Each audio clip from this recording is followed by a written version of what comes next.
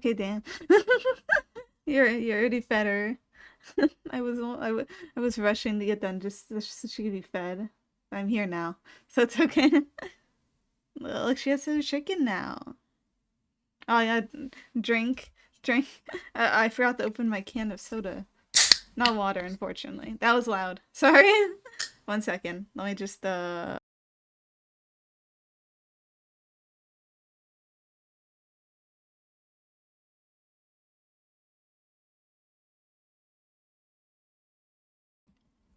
it would trivia ASMR. It would be better ASMR probably if I didn't have like a $20 USB mic. I just saw the like volume go red and I was like, oh no, that's loud. Wait, let me background music. There we go. Oh.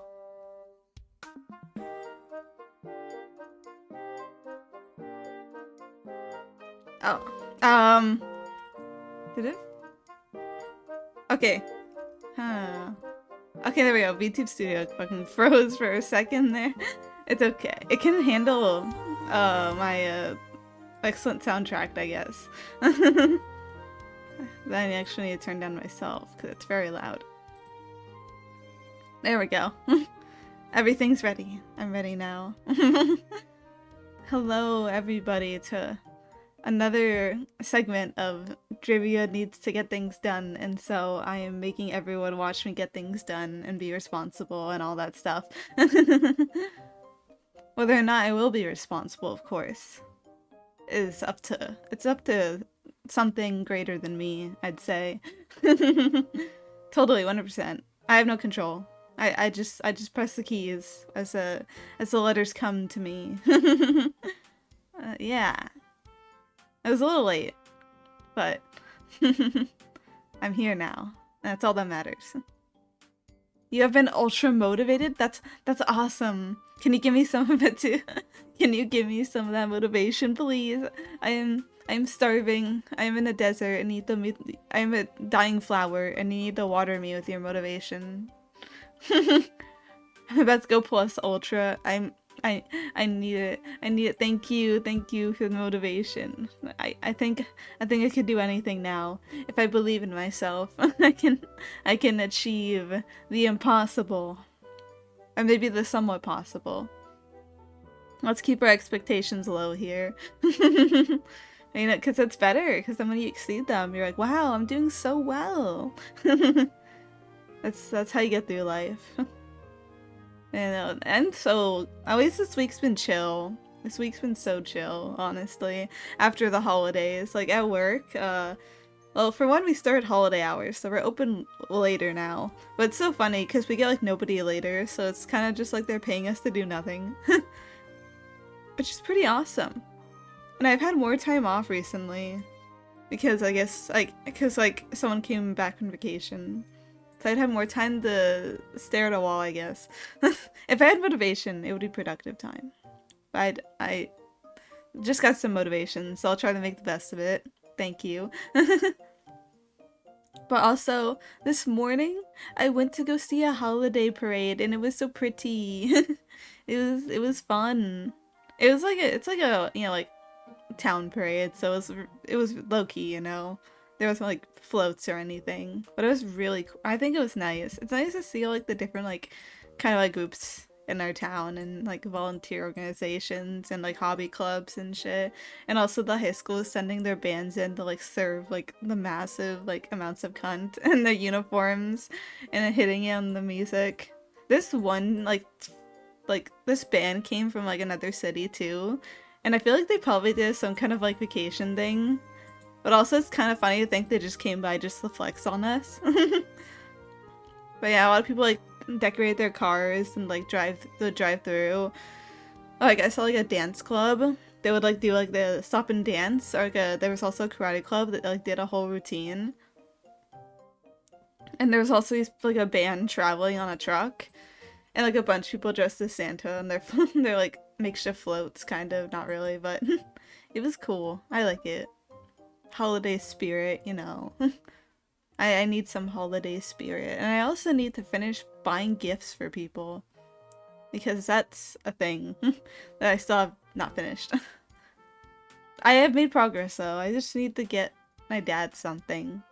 But I just need I need to get the thing. I need to go to the store. I can't order online.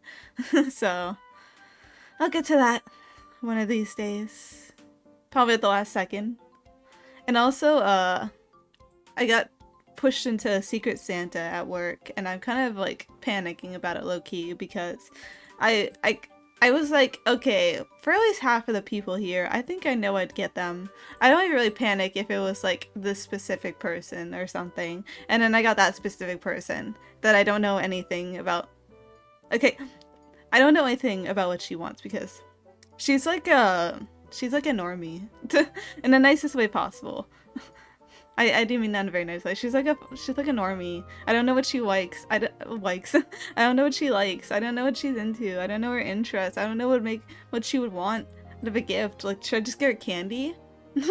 Like, hand you $20. Here's a gift. Like, that's dumb. I can't just do that. I need to put some thought into it. But I don't know what she likes, and the thing is, we had a whole list. I can't just ask her either, like, what she likes, because the Secret Santa, you know. That would kind of ruin the secret part. And we had a whole list we wrote down of each other's interests and stuff, so that we could have at least a baseline. And and someone threw it away. So I don't know. I think I might just need to ask somebody else. Like, hey, do you know what coworker likes? And then yeah, I'll try my best. But I'm low-key panicking because I don't know. My job sounds awesome. Unfortunately, it's not that awesome. It's just that we're doing we're just doing a little thing. But it's actually kind of a scary job, you see. Got it, summoning Jack Skellington. He'll bring all the holiday spirit you need. Thank you. I need it. I need my holiday spirit. I need the power of the holidays to help me find a good gift. Oh, hi, Tiny Nuggy. Welcome in. Nice to see you. How's your day been? Pestering you. But yeah, I'm thinking, I don't know. I guess, cause like, the thing is with, cause I said she's like, kind of like a normal person. I assumed she'd thought maybe like I don't know, it's like, I don't want to just grab whatever that she seems like should vaguely like, especially with like fashion or accessories or stuff. That stuff can get so particular. Like, it's serious. It's really serious out there. And I know very well enough that you cannot literally just grab a necklace and just that because people get very particular about their tastes in jewelry and makeup and stuff. And I can't just ask, so I guess I'll just figure out something else instead. Maybe I'll just get a food thing. That might be my best option at this rate. Everyone loves food. It's been good. How are you? I am doing awesome, actually. I'm trying to be awesome. It's been a very busy month, but my head is above the water for now, and that's all I can ask for. I keep buying myself stuff, so this holiday is going well. Me too, honestly. The Black Friday sales kind of got my ass, I'm not gonna lie. I'm not looking forward to the buyer's regret coming to me. Howdy! Hey! Hello! Hello to everybody. Like saying hi. Yeah, I got like a package though yesterday, and I was like, I got two packages. One of them is a gift for somebody else, and the other one is for me, and I was like, nope, these are both gifts, definitely, to my mom. So she's gonna be like, why are you getting so much stuff? But I got a new shirt that I really wanted for like the longest time from this one artist. It was Oolong Cream, or whatever their name is, and it was their like Grem shoebox shirt. I wanted it for so long, but I finally got it, and I'm wearing it right now. It's a wonderful shirt. Wait until New Year's sale. I think it might be a little too late for that. I think it might be a little too late for the new. I've already skipped straight. I just dove deep into Black Friday. It's over now, at least. Most of the sales are. I mean, I say they're over, but they usually continue for like a while nowadays. I feel like Black Friday isn't real anymore. It's like a vibe. it's not really an event. They'll say Black Friday and then they'll be like, oh, before Christmas sale, and it'll be like the same exact discounts. Sigh.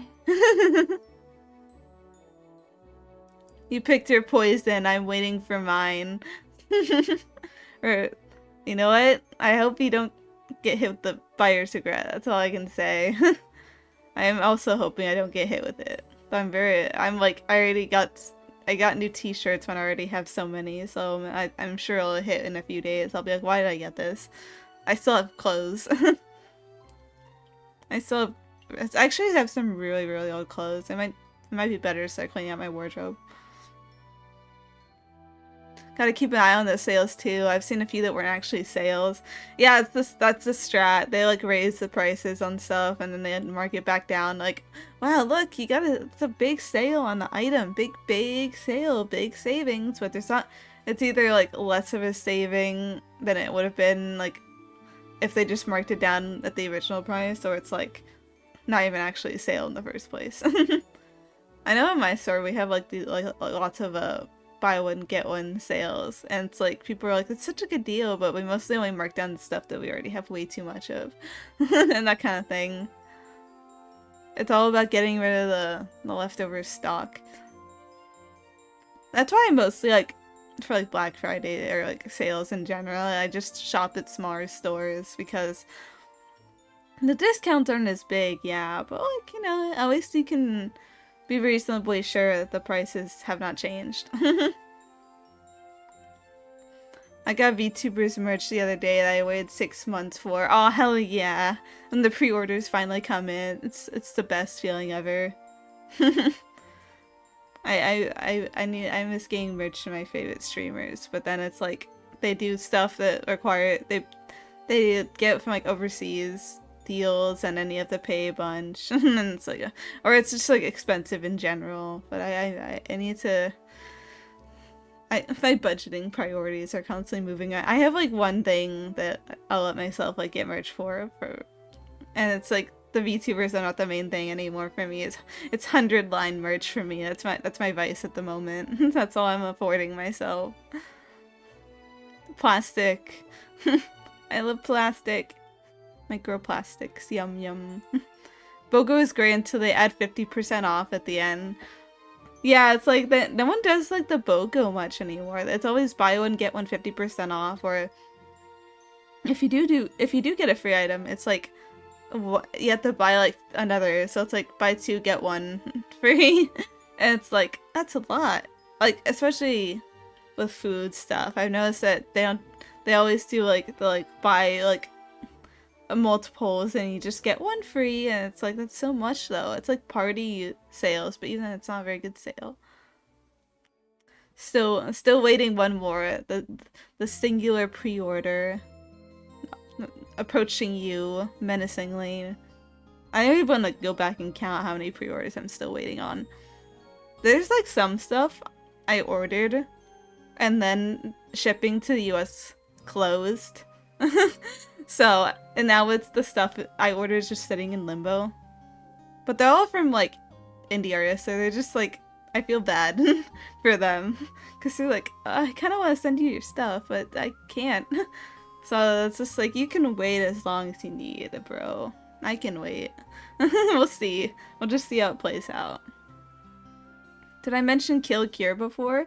I think, yeah, I remember that. I played Kill Cure, or at least the current prologue. I have checked it out. I remember that game. I played the whole thing in one gigantic chunk. And you know, that feeling. I have a place I ordered from and JP canceled my package because COVID delayed it for so long. Oh, that sucks. I was afraid that would happen with Ami honestly, because they like paused orders for a long while due to tariffs, but then they reopened it and the shipping prices are more expensive, because I used to order like dirt cheap boat shipping and now it's like a minimum like $20-30, so it sucks ass. I pre-ordered 2 tons from VTubers this year. Yeah, I think if I pre-order VTuber stuff I have to do domestic, because like, you know, like Hololive merch is like, they do it through DHL, and DHL has like all those fees, and it sucks. I don't like fees. I like it when things in fees.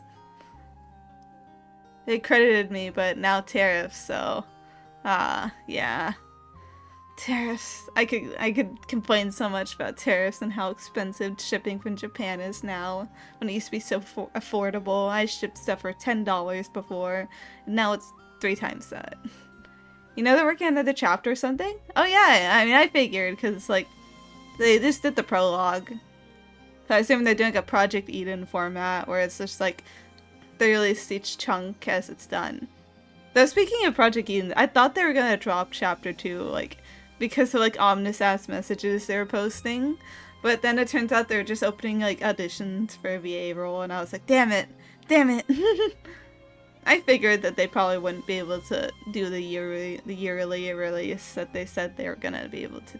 They said they wanted to do. But I still had hope, because I was kind of curious about where the story was going. Even if they kind of did low-key kill my favorite character, like in the first chapter, and now I'm just like, damn. Who else am I gonna blurboify now? But I'm keeping an eye out on Kill Cure too. I need more Fang in the game. I kind of wish I wasn't spoiled on Danganronpa Another series, because I would love to play that one blind. That one would be crazy. But I know everything about those games because I was there when they were dropping the chapters for. I got into the Danganronpa Another series when Lineage was actively making new chapters for the second game, so I kind of knew everything. I was there when they dropped the execution for chapter 3, which is infamously one of those brutal executions in the Fangin series. Perks of watching the game director. We get the behind the scene. You get the behind the scene. That's actually really cool. That's actually really cool. I'm excited to see what they're cooking. So I did like the characters. They did seem very fun and interesting. I did like the gimmick with the mascot going on, so I'm interested to see where the story goes. So I'm quite curious. So it's definitely one that I'm watching out for. Many games that I'm waiting on dropping more content so I could tear my teeth into them. You know, speaking of that, a game I think I streamed it. Like the chapter 0 and chapter 1, but this game I was playing last year, or not last year, earlier this year, like way earlier this year. And it's before everyone's time here. This kind of Ace Attorney style game called Of the Devil. And they're coming out with chapter 2 on the 12th, and I'm gonna play it. I'm gonna play it on stream. I'm determined. It's such a good game. There's plenty of time to get caught up. Trust me, it's definitely worth it. Like I said, Ace Attorney, like in a kind of a cyberpunk setting, and also with really good characters. Warframe needs new content on the 10th, and I need it. The content, it's coming 4 days away. It's always like Christmas morning when like more stuff for a thing you like drops. Honestly, it's like the best feeling ever. They don't actually share a lot, and I didn't even play the game. It's not for me. Oh, that's fair. I'm quite curious what they are sharing, but I will wait patiently. I'm very patient. At the end of the day, it's like, you know, they're for fun projects. I never expected to be like, waiter, where's the next chapter, please? I'm very patient. Often, like, when it comes to, like, Fangins, like, there's such big development gaps that I just kind of forget about it, like, after, like, I'm, like, into it, and then I forget about it, and then, like, months later, or, like, even, like, over a year later, they're just like, hey, new stuff dropped, and I'm like, oh yeah, I like this thing again. I like this thing. Time to see more of it. Oh, sorry. I think that's the ideal way to go about, like, longer releases. Honestly, it reminds me of any Digimon fans in the chat. Any Digimon anime fans in particular. Cause I remember I was into like I watched the Digimon like tree movies as they drops, the Like the six, when they decided instead of making it like a TV show, they were gonna make it 6 movies. And I liked the first one, and I remember just getting progressively more disappointed as they aired. But I still want to hold out hope that they could be at least decent. But oh man, uh, I was thinking about that one. I played a couple of games. That's about it though. Okay, then you probably won't understand what I'm talking about with those movies. I have quite a history with those Digimon anime stuff. I'm so picky with it. Hello, I'm There's 32. Oh, you finished chapter 1 of your story? That's really cool. Hell yeah. I'm applauding you for your hard work. All I remember is they shared the menu interface with Monkey. I had to see if that actually was naturally. So I see. I don't remember much about the menu interface. I think it was kind of like flower themed. I don't remember. It's been a while. I don't think I'll play them again. Fair, the Digimon games are a bit rough, honestly. I only played like Survive maybe, honestly. I'm not much of a fan of the games. Digimon, Pokemon, the earliest ones at least. Yeah, that's fair. That's fair. I think that at least they're interesting mechanically from what I've seen the Digimon games. If it's the anime Shoutmon appeared in, I freaking agree. I don't remember Shoutmon. Small Dragon Digimon. I swear, I don't remember that one. Oh, it's a... Is it... Oh, is it this Ross Wars anime? I haven't seen that one. I've heard it's Garbo, so I haven't bothered. I play Digimon more than I watch it. That's fair. I watch Digimon more than I play it. But I do want to check out more Digimon games. One of these days. They seem pretty cool, especially the new one. But honestly, in general, they're just on equal terms for me. That's like comparing Mario and Sonic. Whereas yeah, Amy and Sally. I think it's definitely like a matter of taste. I've always felt the Digimon animes are stronger than like the Pokemon anime. Mostly because the Pokemon anime is more of like an advertisement. Honestly, with some good moments. But I like the Digimon animes. I have like a confession. There's this one that like the really popular one, like the Tamers. I hate Tamers. I generally don't like Digimon Tamers. I think it's overrated, and the actual show is just really, really boring. I tried watching it, I just got so bored, and like it was also just not very well written. I'm sorry. The first one I played, I think, was made to try and kill off the fan base. It was soul crushing to the point that Dark Souls felt like a cozy farming sim set. I'm interested. Do you remember the title of that one? I'm curious. I don't think I'll play it myself, but I don't need to know what's the fan base killing game. Pokemon manga is hella brutal. XY was a shit for me, dog. I've heard that the Pokemon I think it's Pokemon Special. That's what the manga is, or Pokemon Adventure or something. But it's like I've heard there's some crazy stuff in there. Like the first like the Red Blue adaptation, they have like the Elite Four be like evil and stuff. I've heard and like all kinds of other stuff. I gotta read those mangas one day. I'm so curious about the stuff I've heard of them. Sometimes I'm nostalgic for the oldest Digimon game for PS1. I've heard good things about the PS1 Digimon game, I think at least, or the PlayStation ones. I don't know, I don't remember any specific names, but I've heard it's like acquired taste kind of thing. Digimon World Dawn. Okay, I'm gonna look that up. Digimon World Dawn. Let's see. Oh, are those like the DS games? I have not played those, but I've seen the Jaden Animations video of her playing through them and just suffering immensely. So I think I got my information on that. They would have the gym leaders end your damn existence, or at least attempt to. That's crazy. I have to read the Pokemon manga. I think it's definitely on the list of things I want to one day do. It's just everything I hear about them is just so fascinating. Like all the like kidnapping, murder attempts, like oh, holy shit.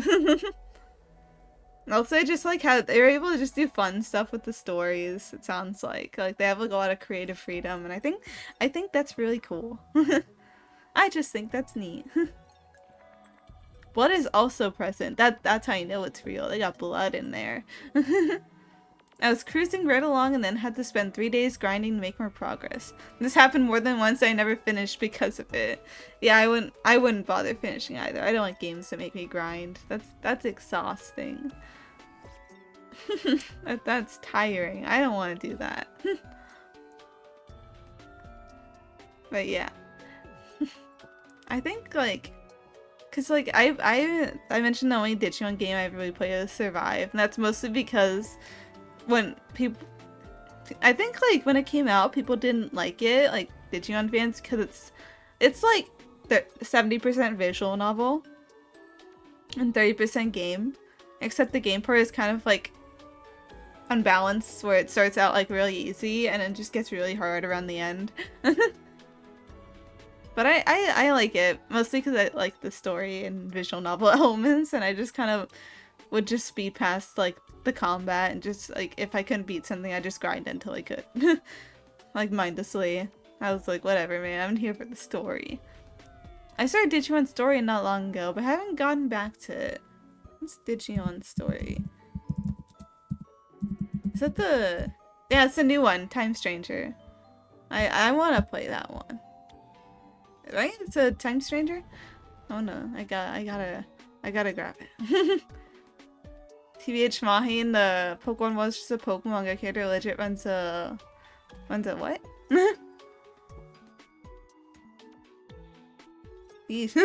What kind of stuff is going on in that manga?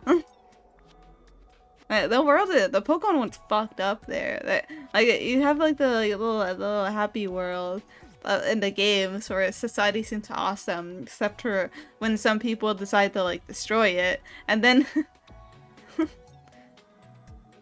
Oh, okay. Pixify. I see now. I see now what you mean. Oh, Mahi is my main OC. Okay, I see what you mean.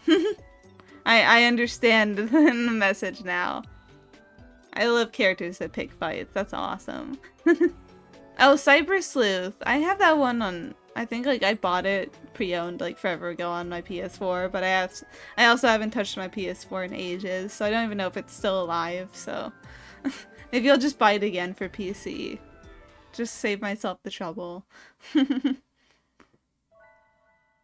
think if I had to play again another Digimon game, I'd also start with Cyber Sleuth, honestly. That's because I like the art style is it's the same person who did the art for the Cyber Sleuth stuff. I know it's the same person who did the art for the Devil Survivor series. The Shin Megami Tensei Devil Survivor, and I like those games. I say I like those games. I mostly like the first one. The second one's like pretty okay to me. I have gripes with it. Very strong gripes. But the first one's very good. Especially the... Like now, like Alice makes me very hit or miss, but Overclocked is generally a very good like addition to Devil Survivor. It's a completely different franchise I'm talking about now, but you know, I had a addiction to Devil Survivor Overclocked. Like I just grabbed it one day and I was like, oh well, this looks pretty cool, you know, I guess I'll play it. And then I got like really into it. I got dangerously into it. I replayed all of the routes multiple times. And I even like beat the secret boss with like the most unoptimal party ever, specifically because I liked the characters enough that I was willing to do it. And I will say that the character who's considered the worst one to bring into that fight is like the one that carried my ass because of the agility stat stuff. It's a whole story. Oh, maybe one day I'll get into it. Maybe I'll get into it right now. Honestly, I'd probably go back to if the Steam Deck was supported. Steam Deck. You know, that would be nice. Maybe it's like... No, 3.5 minutes. I'm sorry. It's so that it doesn't. I do it so there's no pre-roll. I'm sorry. I don't. It's just annoying when in my opinion, when you join a stream and you get immediately blasted by 30 seconds of ads, and this is literally the only way I could make it stop. This is the only option I get. I'm sorry. You know what? Maybe I will get into the Devil Survivor story because I like that game and I want to talk about it. So in that game, there's like, the secret boss is Lucifer. You know, Lucifer, that guy, the big cheese, the blue guy with the wings, the SMT Lucifer, and the gimmick with his fight. I think it's like, I don't remember if it's like after you take down half his health or it just kind of starts happening, but he has this skill like Megiddo-Dean, Megiddo-Dean, I don't remember Megiddo-Dean, you know, like Eodine spells, very strong.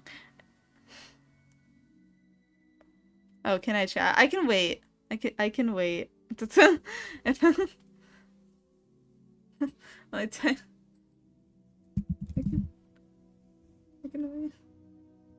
Oh yeah. Oh yeah, I can.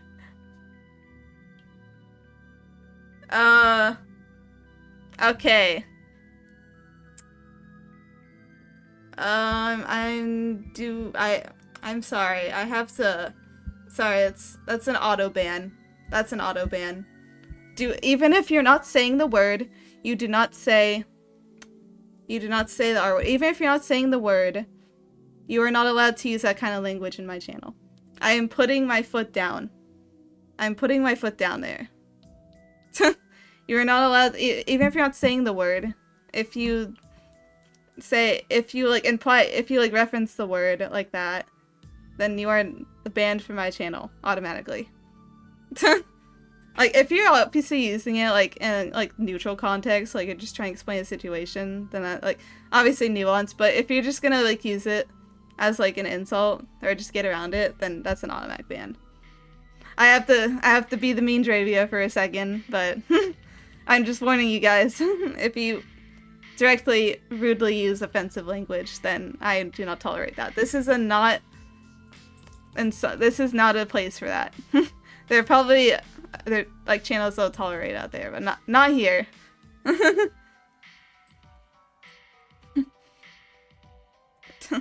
not here. Sorry, I had to be a little mean for a second, but we're all good. Apologies. I will get back to my story now. Him. So, where was I? I was talking about Devil Survivor.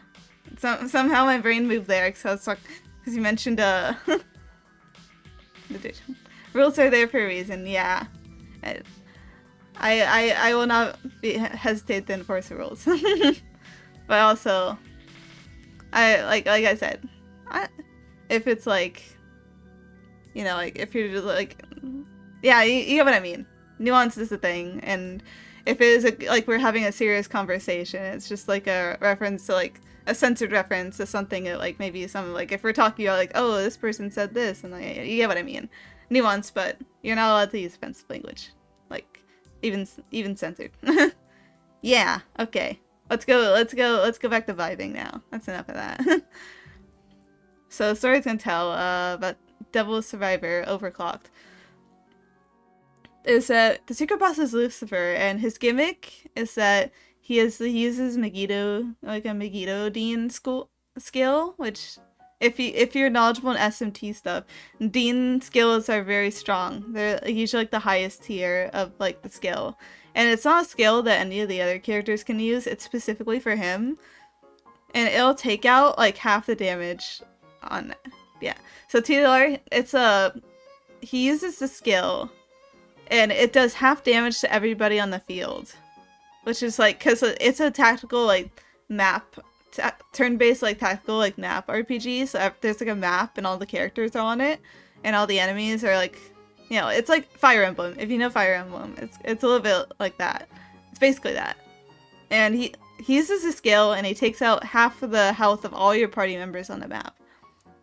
The thing is that every time he goes from then that point on, it increases in damage a bit until it basically does so much damage that you die instantly, and there's nothing you could do. There's simply nothing to be done. You die. So you have to kill him. That's your timer. You have to kill him before he kills you.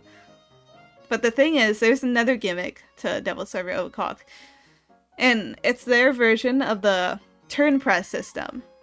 And basically, if you don't know what turn press system is, it's exploit enemy weakness and get turn priority. And the more you exploit weakness and maybe use certain skills that give you benefited turn priority, like the more turns you're able to do and the more you can beat everybody up. And you have to do your best to make sure you get as much turn priority as possible, because you need to kill Lucifer before he kills you. And there's one stat in the game that plays a huge factor in getting more turn priority, to the point that if you have a stat really high, you can go like maybe like twice like by default against like most, if not every enemy in the game. It's agility, and there's only one character in the game that is known for having a lot of agility. His name is Keisuke, and I really liked him. So I wanted to use him in the fight. But the thing is that he has good agility, but his stats are really bad, and everything else. They're not very good. So, he wasn't doing damage. He wasn't doing numbers, to say the least. And the optimal team for this boss was taking in using characters that had like good, I think it was like either good strength or good magic or something. I think like good magic was the ideal. Oh, good.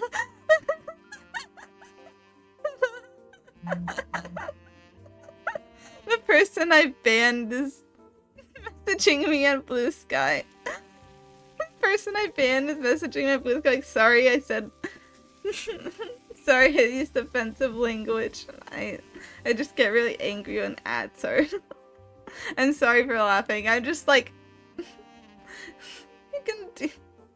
I don't know, man. I've never been in this situation before.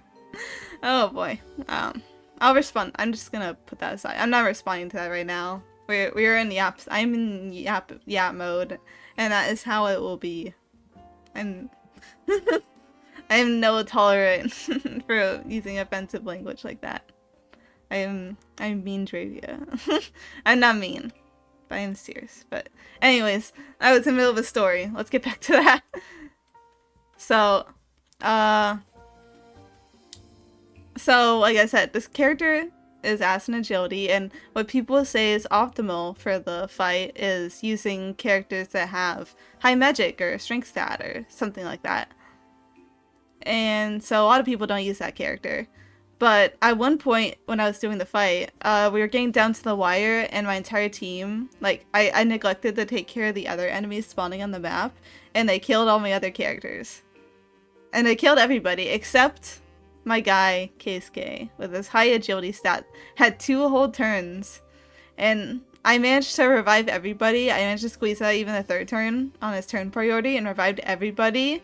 And I barely managed to scrape a win because he didn't die. Because I had him just kind of taking out enemies because he was kind of useless at anything else.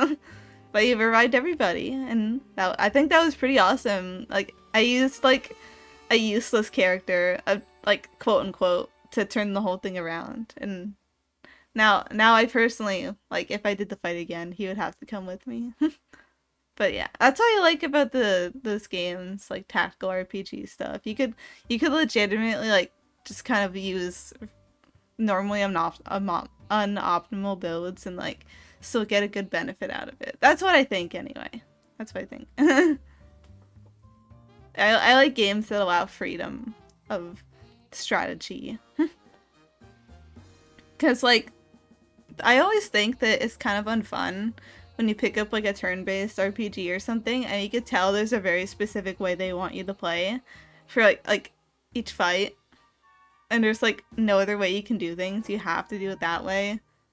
Like that one boss, and, like, there's this one boss in Persona 5 where it's, like, yeah, Persona 5 Royal, specifically. You have to do a very certain strategy to win, and it just kind of, like, was kind of low-key annoying. Wait, what game is this? Oh, I was talking about Devil Survivor Overclocked. The Shin Megami Tensei spin-off. It's like a kind of a turn-based RPG with like character units like on a map, that kind of thing. Think Fire Emblem. And it's a really good game. I highly recommend it. And its sequel is also very popular too. And the sequel's good too. I think gameplay wise it has some really interesting stuff going on. Like a very good amount of challenge. In my humble opinion. I got really into it in high school. The series in general. And I'm hoping that maybe my talk will inspire somebody else here to get into it. Who knows? I start fluttering my eyelashes. Start flooding them a lot. Play Devil Survivor Overclocked. Okay, Devil Survivor 2, I think Record Breaker, I think that's the remake name. I know that one's really popular too, but I personally think Overclocked is like a better starting point. Mostly because I feel like the added content is so less overwhelming. Because the added content in the sequel is like a whole another half of the game, I think. Meanwhile, in Overclocked, it's mostly just like an extra day that expands on the story of each of the routes, and I think it's generally really well. Not every route gets a 8th day, just a few of them. It's like a little sprinkling of content, not too much, not too little. It's just perfect. I will say the dub. There's a dub in the game, and it's notorious for being not very good. I thought it was okay, but it really is not very good dub, which is a bit of a shame. But otherwise, the game's very good. Otherwise, Devil Survivor is a very good game. Overclocked. And Record Breaker is like, I have issues with the way the routes work. I have a bit of issues with it, but it's pretty good. And also, if you come from Persona, and this is a specifically Devil Survivor 2 thing. It's on the first game. But they have like a fate system that basically works like social links, where you have like little episodes with the characters and you get to learn more about them. I think even in some cases, if you don't do characters' fates, they like die or something. Like that's a whole thing that's also present in the first game. That characters, like, if you don't do certain events and such, they will just die. There are ways in the first game, at least, you could definitely like save everybody. You could definitely have everybody live at the end, depending on the choices you make, even if they don't necessarily join your party. I don't remember about the second game. I know there is a way you can do all of the Fate episodes at once, but I don't know if you could do that at the start on your first playthrough. And I know you have to be crazy optimal about it. You have to be very optimal with your time. I don't know. I played like 2 routes of the Devil Survivor 2 Record Breaker, and then I hit like burnout with the series, and I never ever got back to it.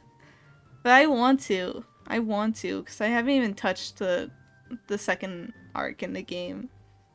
It's a very good series though. I think it's also very fun, like, tactical RPG.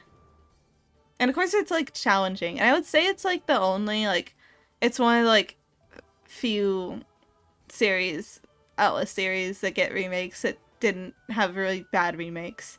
Like, I think the remakes ranged the remake content I heard in the sequel is a bit more hit and miss, but overall I think it's pretty well received. And the first one's like pretty much near universally. It's like, you just play the remake. Do not play the original. Play the remake. You are missing out actively on a better experience if you play the original. Not unlike like, say, Strange Journey or something, where people were like, do not play the remake. Do not play the remake.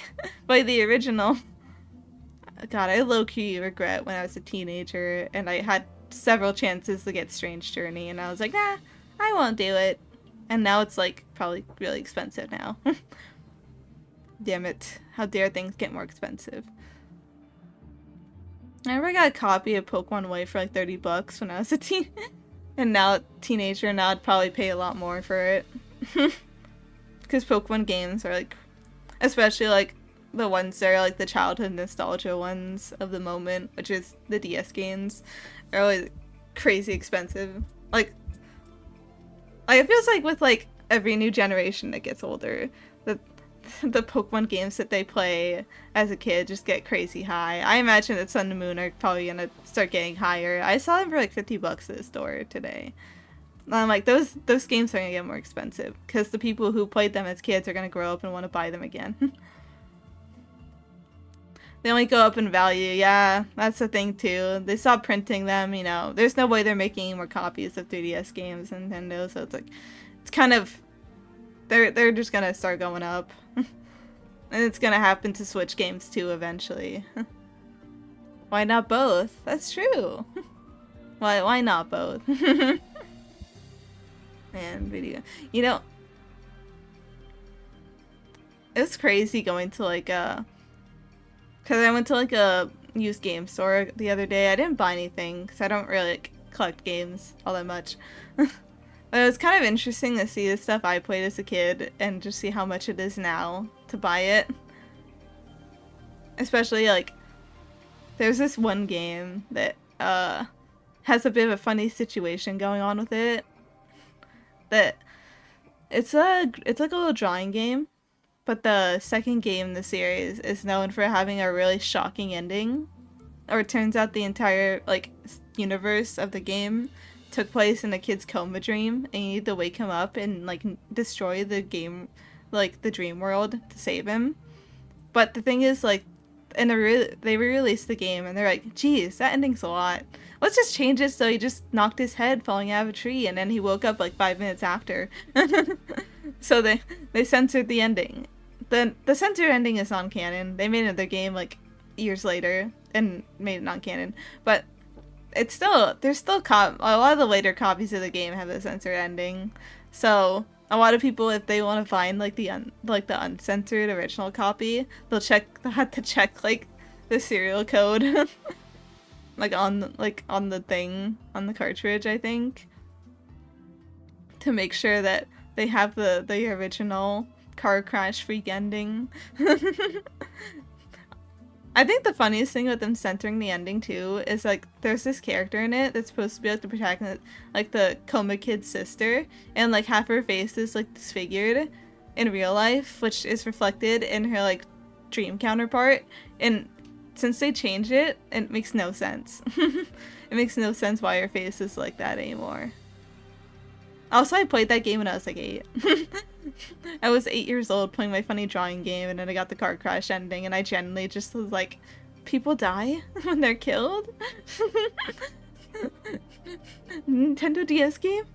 Why do people die when they're killed? I think the worst part was not that people die when they're killed to like Little Me, and more like people can be suddenly ripped away from you in a tragic turn of events. I think that was the scarier part to me. People can just suddenly die? Why? That's not fair. That's not even a... I don't know. Charming. A very charming game. Also had a bunch of like religious undertones in it. I think were like more so kind of interesting to analyze rather than like being, oh, this is religion in a kid's game. It was like, it didn't like make me like start believing in God or something. It was just interesting to look back on. The influences. They're very good games though. But yeah, I saw like a copy of that on sale at the game store. I also saw a copy of what's it called again? Robot Alchemic Drive or something? I need to check the name again. Robot Alchemic Drive, yeah. Which is like a PlayStation 2 like mech kind of game of some like really interesting control stuff. But I just remember it because of the girl who like loses her job at the bakery because you destroy the bakery. And I was just pointing at it and telling, because I was with my sister, and I was telling her like, oh my god, that's the game. Have you seen the bread store video? The girl's like, no, the bakery, that's where I work. I'm like, that's the game. But it was selling for like over $200. So of course, also I don't even have a PlayStation 2, so oh well. I guess I could always play it through other means, cough cough, anyway. They had a lot of stuff there though. They had stickers like on some of it, but a lot of stuff didn't have stickers, which made me sad because I was genuinely curious to see how much a Game Boy Advance would sell for. Cause I bought a Game Boy. I have a Game Boy Advance just sitting in my room. I got it like at a flea market ages ago. And I used it to replay some Game Boy Advance games. I bought it for like 20 bucks along with like a legit, quote unquote, not legit, copy of Pokemon Sapphire that would freeze every 5 minutes and would not hold my saves. So I kind of threw that away. And I kept the game system and I used it to play a lot of like some old GBA games, but I mostly used it to play a lot of Pokemon Red Rescue Team. Because I have had that laying around forever. I've lost the box. But I still had the game, and I wanted to replay it, but I didn't have any other way to play it, so I was like, okay, I have a Game Boy Advance now. But the thing is, the Game Boy Advance really just eat through batteries like crazy. Like, I don't know, maybe I just gotta really, like, maybe I do have, like, a bootleg Game Boy Advance, but it would eat through batteries so fast that I think I went through like a couple sets before I finished even the main story of the Red Rescue Team. So, oh no, that's normal. Good to know. Good to know. Also, it's crazy being like, man, you guys didn't have backlights on these. You guys played these systems with no backlights. Ooh. So I was just sitting there like in the sun or under a lamp, just like trying my best. GB is a battery eater, yeah. I see now. Yeah, that's why I ended up giving up on like playing through like all the bonus dungeons and stuff, because I just got through the story. I'm like, I want to do more. I want to get to all the stuff I didn't get to see as a kid. And then, but I already went through like several sets of batteries, and I'm like, maybe I'll do it when I get more batteries, so I don't eat through like an entire pack of them trying to do this. And then I never got back to it. But I should. I should. I like the Rescue Team games. I do find it was a funny choice. I understand it was because they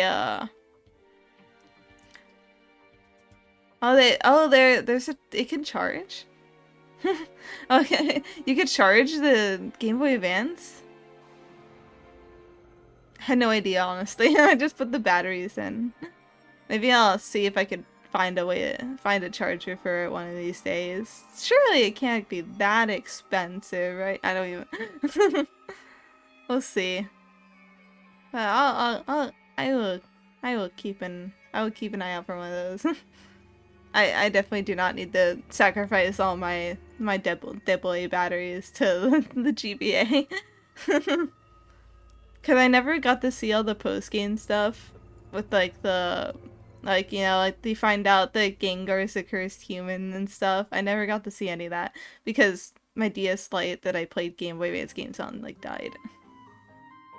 Oh, not the normal GBA. The GBA SP was the first one with a chargeable battery. Maybe I'll get one of those, honestly. Maybe you're thinking Game Boy Color. Maybe I'll go back to not to the store. I think if I did get a GBA SP, I'd try to see if I could go to a flea market. I don't know. Maybe they start marking those up too, because like used game stores always mark stuff up, you know. So like, if I went there, I'd probably be paying more than I would be if I went somewhere else. Oh, sorry. I think they were selling them for like $90 there. Yeah, no, the Game Boy Advance is like the like sideways brick one. I think the Game Boy Color is also like a flat brick kind of thing. The GBA SP I think is the one that like opens and shuts, that you could fold in half, that has a hinge. Yeah, flipped one is the SP. Yeah, that's the one. There's so many. They made so many Game Boys. I think the Game Boy, like I think the Game Boy Advance is backwards compatible with the Game Boy, but the GBA SP I think plays the same games as GBA. Except I think maybe it had some exclusives. I don't quite remember. I don't have all my Game Boy knowledge straight, unfortunately. It did have a backlight too. That's why I'm like, ooh, a backlight would be nice. The GPASP. Okay, so I'm casting a theater performance, and we had our first dress rehearsal canceled because of a powerlifting event. A powerlifting event? What happened there? Where they break a hole in the stage from powerlifting? Or is it just like a conflicting schedule? Like someone else had the area. It's like, oops, no more dress rehearsal. Good luck. So I hope the performance still goes well. I don't know how tight your practice schedule is or how vital every practice is. I don't know. I don't know. My sister did theater when I was in high school, but I never did it because reasons. TDR it took up so much time that like it didn't. My mom's like, don't be like her. Don't do theater. And I was like, okay. But it's still cool. Theater stuff is cool. They were still handing out awards until half an hour after we were meant to start. Ooh, the overlap. That's not fun. We open like a week. Oof, double oof. That is a oof palooza. I'm so sorry. I wish you the best of luck in the performance because that's gotta be rough. To lose a rehearsal day like a week in the opening. That's scary. That's scary. I've always like respected though how like actors can like memorize like whole scripts of like stuff for like a play because I don't know, it seems so hard, like genuinely. My memory is like tiny p. I mean, I guess I say it's hard, but I'm sure there's stuff I memorized, but that sounds like crazy difficult. I genuinely like, am kind of curious how people do it. Is it just like you just like practice like endlessly? It's just like every day you're just like, okay, remember my lines. I feel like also for me, I tend to forget what I need to say very easily. So I'm one of those forgets how to speak when nervous people. So I feel like I would die. Is all I'm saying. I would die. Let me just move things around the stage, please. I'm very good at that. Don't make me memorize lines. With great difficulty, I can imagine.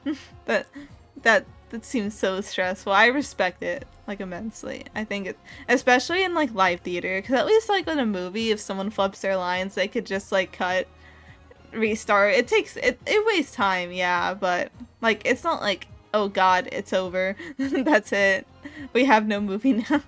But if you forget like on a play, then like all you can do is just hope that you could play it off enough that nobody notices and nobody cares, and it doesn't happen too often, if at all. I can imagine, at least from what I've heard. I called myself theater kid adjacent in high school because I was friends with all theater kids, but not all of them, but a number of them. But I never actually did any of that stuff myself. I was doing my own thing somewhere else, off in the corner. I was busy with homework. That was it. I was the homework kid, the kid that's always doing homework. Sorry, I got homework after school. Sorry, can't do anything. I got homework. But I didn't have homework, actually. I was just playing video games. All you gotta do is improvise well enough that you get famous for it. That's true. Improvise well enough that somebody films it, makes a funny video of it, and everyone wants to... Now you're like an internet meme. You're into like a niche micro celebrity, and that's your claim to fame. I mean, like we have like a whole like generation that like does like they did like vines and shit, and that was like the ultimate improv because he had 6 seconds to be funny, and so many kids made the most of it. Kids, we have words invented because of Vine. Yeet is a word, and I'll stand by it. That's a word now. Because a kid threw a bottle at a high school. Or like the Krusty Kreme one, where that kid like kicks down a sign at the Krusty Kreme. I miss Vine. I generally do. That was all my that was the memes. That was the funny. when I was a teenager. That was the playground for funny. I feel like the thing with like so many platforms that have like short videos and stuff now, it's like the video length keeps getting longer and longer. Like on TikTok, can't you upload like 10-minute videos? Like it's not a short form video anymore. You're just like the video is sideways. That's your only selling point. But like sideways videos are objectively kind of a bit boring compared to horizontal because you just have less space for stuff. There's just not enough space in a little vertical like sliver for all the funny, you know? That's why like Vine worked though, because it was just like 6 seconds. So they had to make everything count. It's not like you need a whole like big video space to make it happen. I said that's my personal opinion. But I also just like I don't know. It's crazy because like vertical videos are so popular that you could tell. And I've heard with the news, like I've never seen Stranger Things. Disclaimer: I'm just doing this based off of what I've heard other people say. So if I'm wrong, you could feel free to tell me. But I heard that like in the newest Stranger Things stuff is that all the important stuff happens in the center, and they don't really utilize like the entire frame. And people theorize that's so it can be easier to make TikTok videos out of, or like vertical videos. So they don't have to, cause like people won't be able to see what's on the entire like frame. So doesn't matter if does anything happening there matters? No, it doesn't matter. Or like the fact that people are making television with the assumption that people are gonna be watching their phones while watching television. Media's changing. It's scary. I don't like it. Old man yells at cloud. Ah! I love yelling at clouds. It's my favorite hobby. I don't know.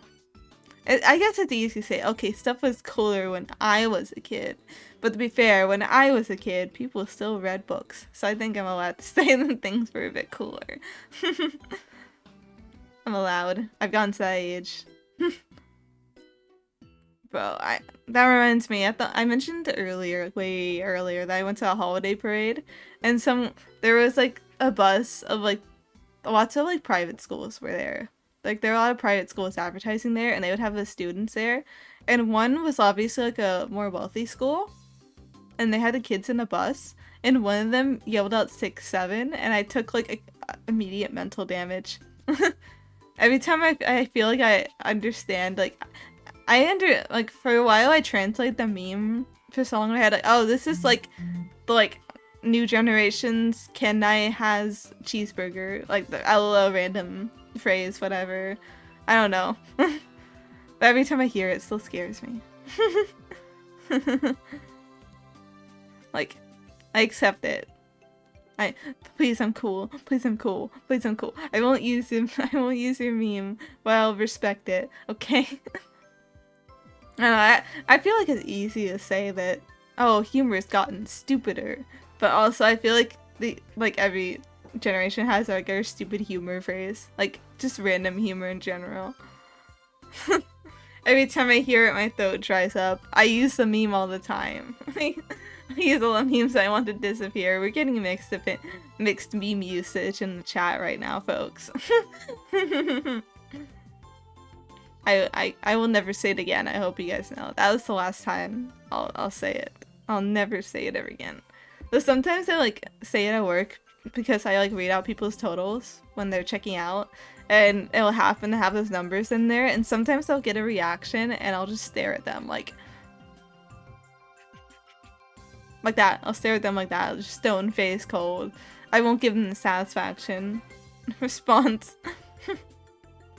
I'm old and therefore not cool. So if I say it unironically, then it becomes cringe. Exactly. I need the brands to start saying it so that it dies already. That's what I need personally. Cause that's when you know it's done. Like, you know, one comic that's like the pineapple is on people's heads and they're like woo woo, and then like the brands start doing it and everyone just starts walking away. There are two that could take full advantage of it. Which ones? I'm trying to think. 7-Up and 7-Eleven. That's true. Come on, come on. I'm believing you too. You gotta ruin the meme. You gotta let it end. We've all had enough. Also, like, memes also just really have like a crazy short lifespan these days. Like, I'll blink and people will stop saying, people will be done with it. Like, I remember I heard about the Hawk Tuah thing after it became uncool already. Like, I heard people like talk about her getting a brand deal, and I was just like, who the hell is this? And, like, you haven't heard of this? Hawk Tuah? I'm like, no. Does it look like, what do I look like? Someone who knows things? I was just so encased in my little bubble that I genuinely just never saw an inkling of it, and I think I was happy. I was happy not knowing, personally. Sometimes you're just better off just not understanding. I'd be like, yeah, okay. You got your memes. I see. Have fun with them. You could play with your toys over there. Far away from me, please. Then again, it's like, I don't know. I think the thing is, like, the reason why I kind of, like, still hold, like, stuff like Vine in higher regard, even if it's just as much kind of slop content as TikTok, is just because TikTok is just lots of really scary people on there. Well, that became uncool because she became a crypto scammer or something. At least memes these days have standards. Oh yeah, I forgot she had a crypto coin and then became a scammer because 99% of crypto coins are scams. And the ones that aren't are just like gambling. It's either scams or gambling. Pick your poison. But yeah, I think like TikTok is just a really scary kind of like, I see so many people are like, yeah, I get more audience from here, but at what cost? Because you have the people who just don't know how to read, and just like I know someone who posts their like OCs from their like visual novel they're making, and people will post in comments, is it this character? Is it this character? Is it this character? Even though they like literally say at the end of the video, like, check out my visual novel that this character is from, because people don't watch to the end. They watch halfway and they're just like, OMG, it's this character. They call it a ripoff of this or that or that. Or just people are just weird on TikTok, I think. And it's like a weird mentality. There's also a lot of bubbles on there I've heard of. Like, I don't remember. I've heard this, like, people who feed their, like, autistic children, like, dewormers. Like, I saw the whole community going on there, and I was just like, this is scary. You know who should have dewormers? Cats with ringworms.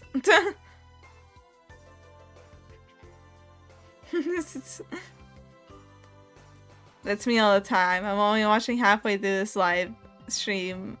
I did not think this through. Teehee. You're stuck here forever now, actually. It's like, honestly, I don't even really touch TikTok. My poison is YouTube Shorts. I watch a lot of YouTube Shorts. But also just like watching a lot of kitty videos. Oh, hi, welcome in, Villabergliege. VT, hello, welcome. How you doing? I do actually need to get ready for bed. Aw. Good night. Go get ready for bed. Sleep is very important, and everyone should get plenty of it. I recently installed an extension that automatically blocks YouTube Shorts. That might be for the better, honestly. I've noticed that there's an increasing amount of AI slop getting on my feed, and I have to constantly hit not interested, but it just keeps giving me YouTube keeps giving me AI slop, and I feel like it's becoming inescapable. Oh, I like these emojis. So it's such a relaxed little face. It's just so content, so at peace. I don't know. I also just like watching art videos. Art and cat videos are pretty much my entire feed at this point, and every time it tries to give me something else, I hiss and like throw it away. I refuse to see anything else. Do not show me the drama videos. And I don't want anything to do with art I like watching art videos. I do not like seeing art community videos because the second I start watching art community videos, they start recommending me art community drama videos, which are a terrible dark hole that nobody should ever venture into. It's shown me so many videos of people complaining about AI Slob. The AI Slob started appearing on my feed. Speak of the devil, and it comes. Blue Sky was that for me. My homepage was all cats and cool art, and it got more popular and it got more political, and I'd rather cut off my own hands. Blue Sky was chill when people started, and then people started, too many people started moving there, thing, and then people started arguing about shit. Like, people are just like, the thing with like Twitter is like, yeah, you get the rage bait boosted, but on Blue Sky you'll just have the most insufferable people who will just like, I don't like this thing, but I can't just not like it. I have to not like it for a morally correct reason. You have that kind of person, you know? And that's scary. I don't like those people. They get, please stay away from me. I can dislike things normally. I don't need you to tell me because you like through like an incredible amount of gymnastics that could get you onto an Olympic team. Why the X thing is problematic. And the thing is, like, they're always like racking on creators, but it's always the kind of person that will like be watching Disney and shit and like praise a new Disney movie, but then it's like, oh, queer person of color makes a comic that isn't perfect, and then they're like, we have to tear this person apart. It's for the greater good. We have to kill them with our own bare hands and make sure they never get a single ounce of credit for anything. I don't know. I guess it's less like the identity, more just the smaller status. Like, obviously, if you go after Disney, they're still getting like billions of dollars. Who gives a? They don't give a shit. They generally don't give a shit if you don't like the newest kids animated movie, because it's still doing numbers at the box office. But that one person making comics that only has like maybe like 500 followers, you can get to them. And I think that's what people prefer. People, they like, it's just bully mentality basically. I can affect you more because you're smaller. I was in the mood and watched AI movie this weekend. Oh, it's like movie made in AI or like a movie about an AI. I've seen, I don't know if anyone's ever actually like tried to make an entire movie like with AI. I feel like that'd be utterly like incomprehensible and like creepy, like in kind of like a this is wrong way. Because I've seen some, out of curiosity, some clips of like people trying to AI generate shows and like sitcoms and stuff, and it's just so bizarre. Like, you'll see like people commit like be like mitosis. Or like grow extra limbs, or just like contort and break their body. It's scary. It's genuinely scary. It sends shivers down my spine. Like, I'm not even joking. It's just uncanny. I don't like the feeling at all. I can't even. It's I was an entire hour-long AI generated movie. Oh, that's scary. Yeah.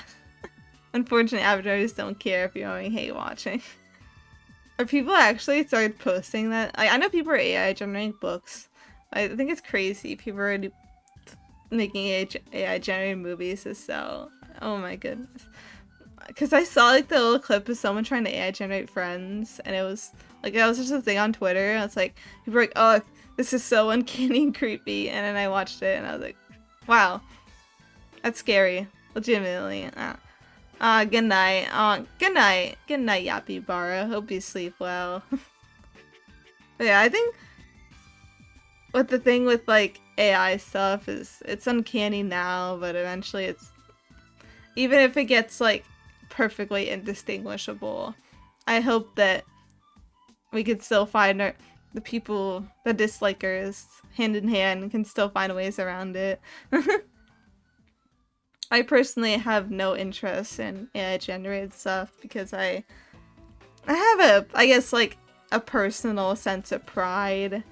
I don't know how to, it's like a personal kind of like, I don't know how to say it, but I find satisfaction in knowing I like wholly put myself into something. I've wholly put myself into something. And like if I like say I used AI to like even like get like ideas, like, I feel like just kind of like I don't like it. Also the just the energy costs are kind of crazy. And like a lot of things have high energy costs. Like yeah, using computer, using all that stuff takes up energy. We are melting the planet, but I don't know. It's a I don't know, personal sense of pride stuff, really. Superstar Cian Reynolds. Ooh, yo. Hi. How's it going? Welcome in. How's your day been? Do tell, do tell. I grab you and make you tell me about your day. But yeah, but my feelings in AI are very clear. Not touching that stuff personally. Not my thing. That's always been, yeah. Going good, can't sleep. Me neither. It's okay. Sleep is fake. I don't think sleep is real. Honestly, me neither. I think it's just I mean, it's not like I've ever seen myself sleeping before, right? So obviously it can't be real. Maybe I'm just like having time experience like pass like really fast. I think it's the corporations made it up to sell beds. What sleep is edible? I'm glad none of us understand what sleep is. It makes me feel less alone. Do you notice the word bed looks like little bed? Holy shit. Oh my god, you're right. You're right. It is a little bed. It's so comfy. I'm gonna go curl up and sleep in it. There's truly no word cozier than bed. The more I say it, the more sleepy I get. No, but I haven't even written anything. I can't. I haven't even written anything. I can't. Bed the same. It is the same. You're right. It even has like it has a very tall footrest though. That's quite the tall footrest. Beds. I need to get a new bed one of these days. I have a really old bed frame that's kind of partially cracked in some places, and I fear if it ever like falls apart because it it has a hollow interior and it would not be comfortable. I should have gone to bed an hour ago and go to bed. Sleep, it's so important. I say as I do not get enough sleep. I got I think like 5 hours of sleep last night, and I was like so tired that as soon as I got home from my thing, I just immediately went and took a nap before work.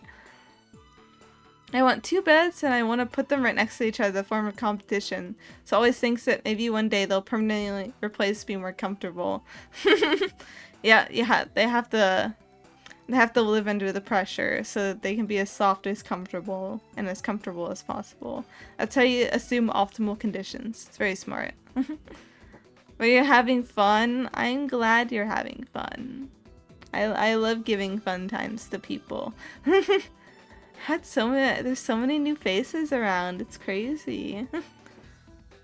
It's truly putting the yap in the writing and yap, honestly. And you know, I love it. Keep it coming. I was being like, yep. Question. Answer.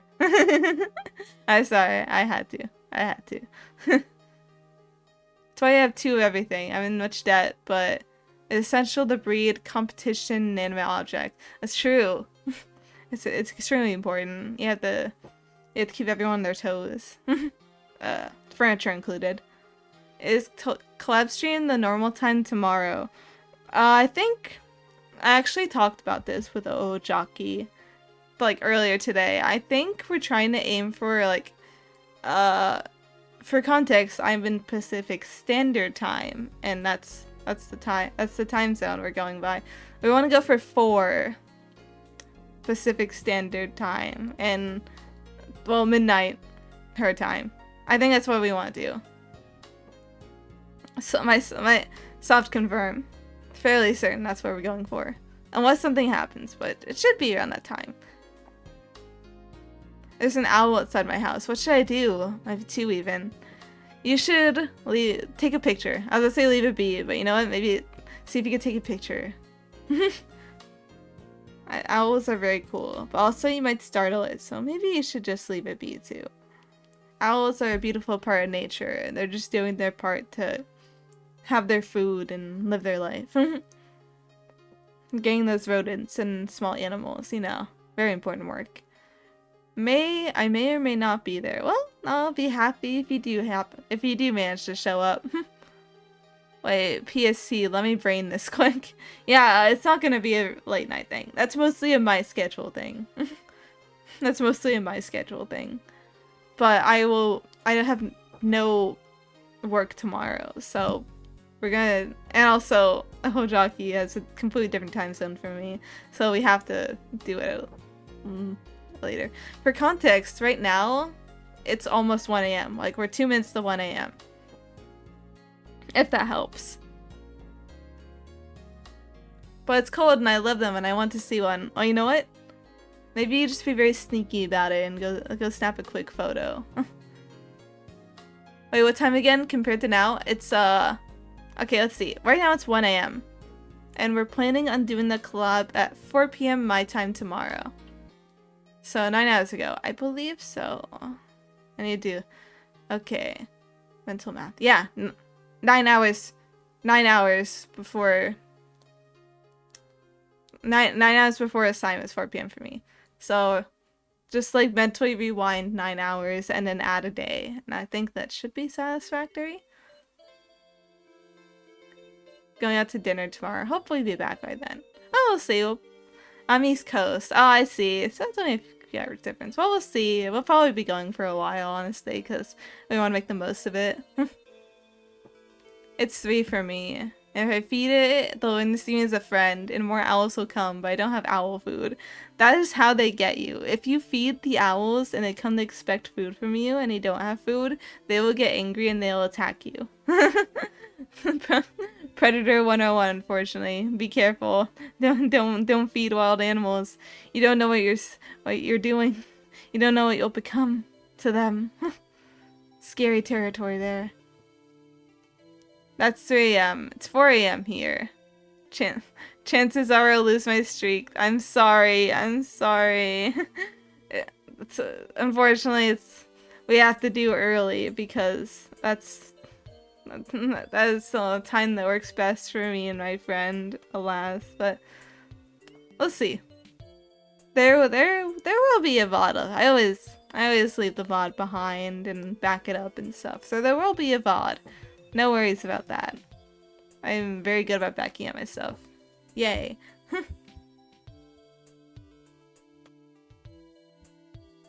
But I'm friend, I'm on their side. I think Owl should be in charge of Man, the Isle of Man.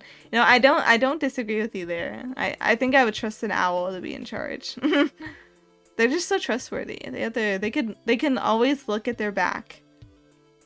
So that nobody could stab them in the back, you know? Can humans do that? Can you look at your back? Ow.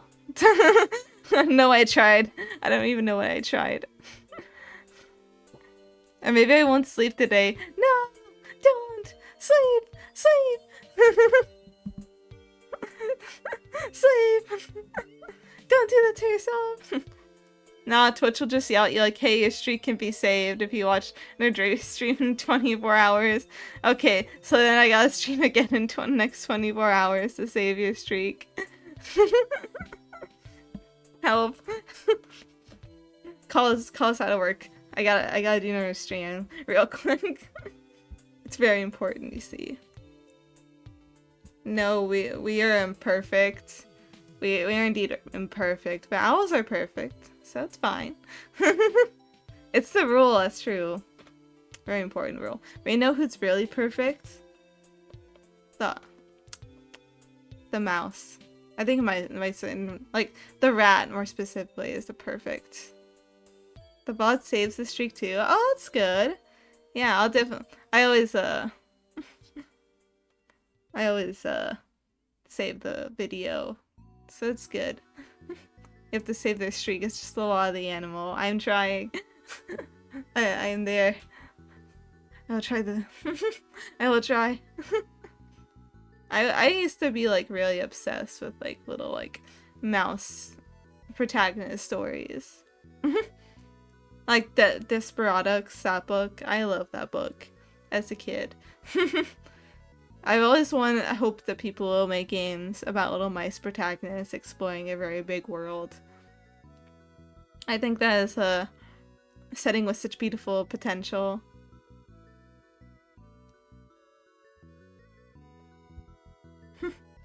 I live my life by the law of the animal. I keep trying to fly from trees to hunt small rodents. I'm making them somewhere. I haven't figured it out yet. How are you flying? How are you doing that? Can I have your wings secrets? I want to fly too. I want to see the sky. I want to see the night sky and the big beautiful moon. Actually, it's very cold outside. I don't know if I'm ready for that. I don't know if I can do that. Seemingly, it's not working as well as the actual birds. I haven't cracked the code yet. Well, you know what? I believe you'll be able to. I think I have to flap my arms more. You know what? Yeah. Attach a bunch of feathers to them. Just glue them on there, and everything will be fine. The bird's potential will infuse into you, and they will carry you to wonderful heights.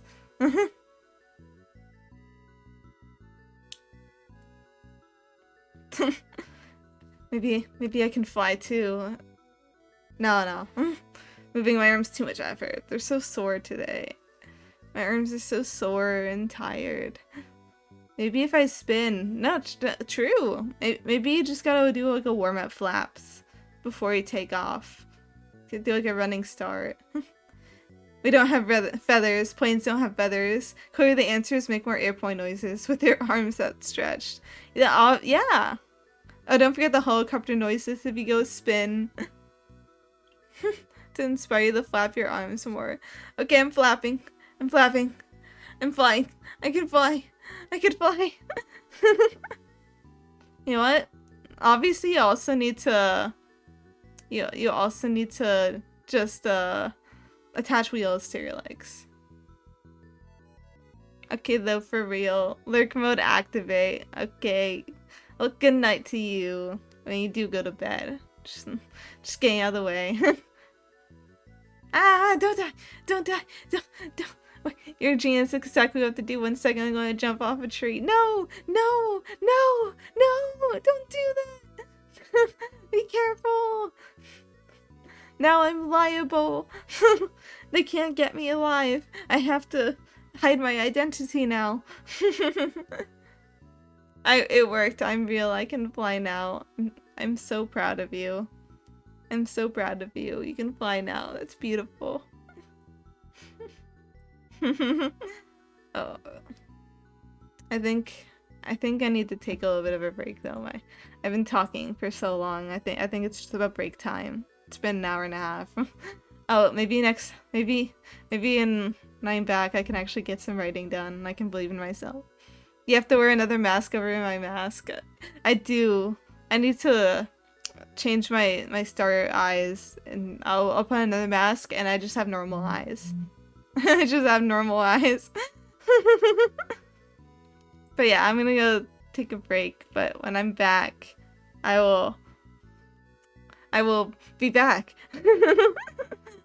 But yeah, I just need to get something to drink and like stretch a little bit. The shenanigans will continue. What shenanigans? You'll see.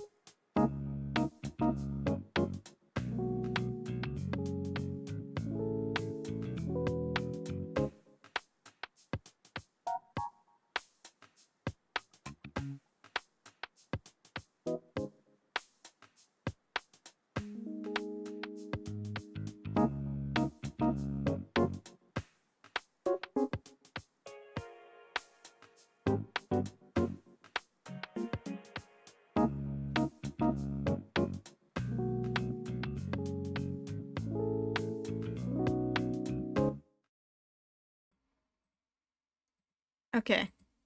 I am. There we go. I'm recovered now. Maybe now I'll actually do some writing. I hope you guys know that I've been procrastinating on writing more of this web novel for so long that I went from having a big glorious backlog to now only having like one chapter backlog. So I need to get my in gear or my ass is grass, as they say. But I need, it's the best I've ever done at like committing to a posting schedule.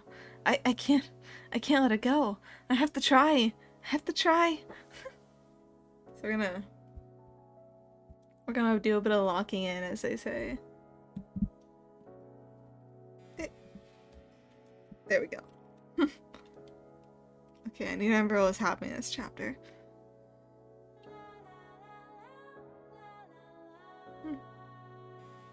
Mm-hmm.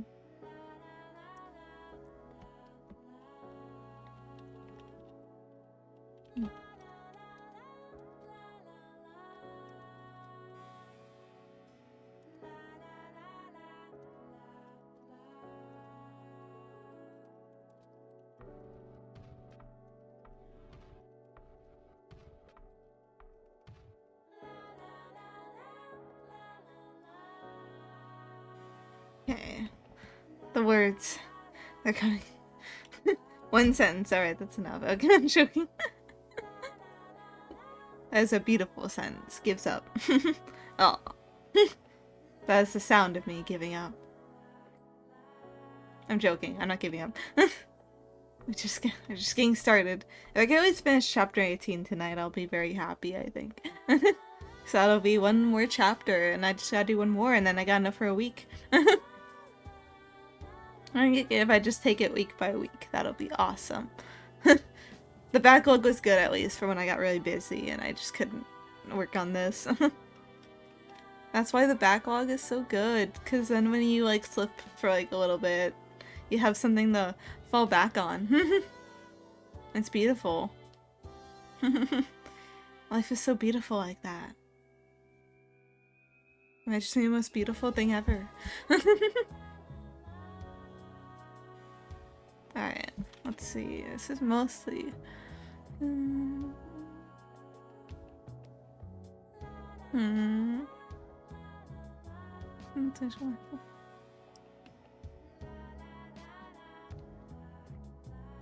I'm seeing things I want to edit already, and it's like, no, it's first draft, it's gonna be bad. First drafts are always bad. It's the rule. It's fine.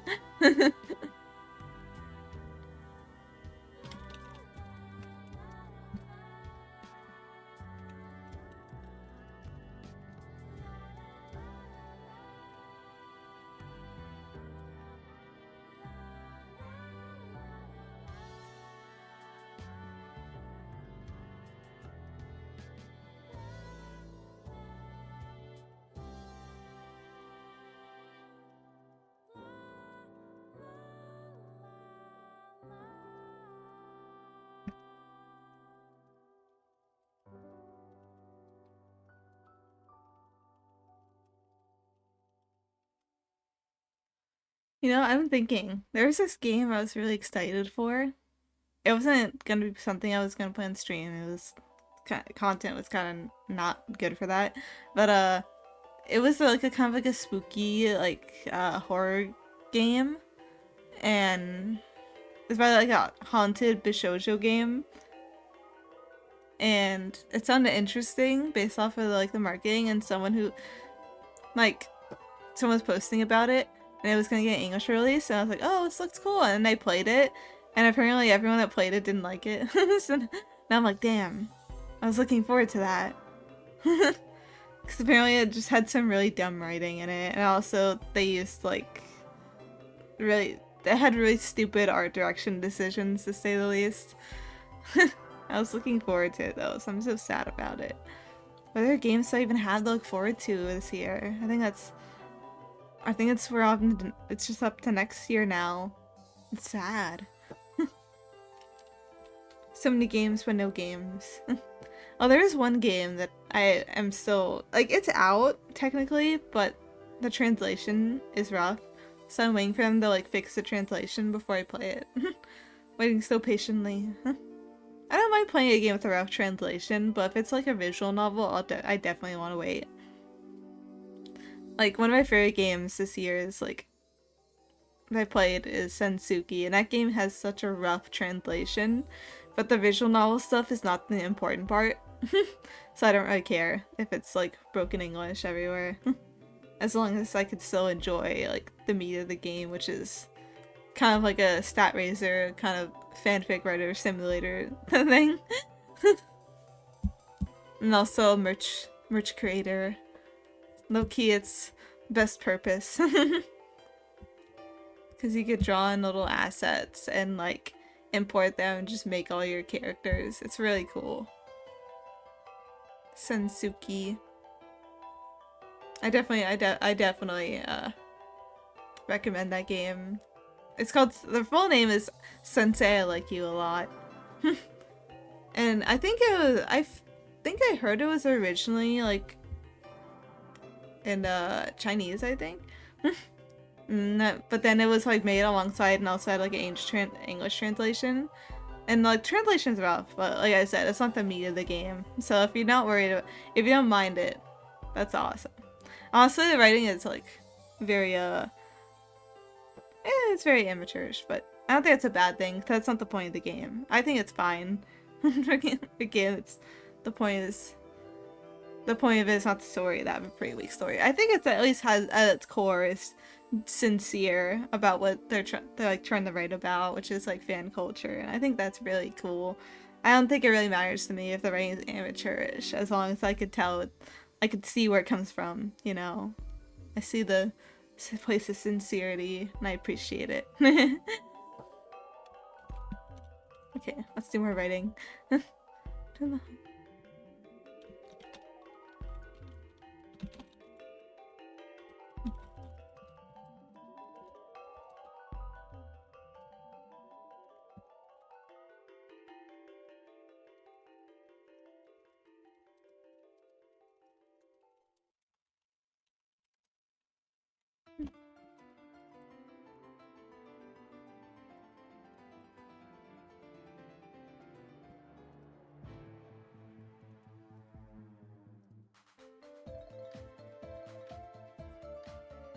Dun, dun, dun, dun, dun, dun, dun, dun, dun, dun. Yeah, speaking of games could get a translation, I'm still waiting. Oh my god, what's the name of it? The song. I'm not sure. It might be too quiet. Let me turn it up a bit.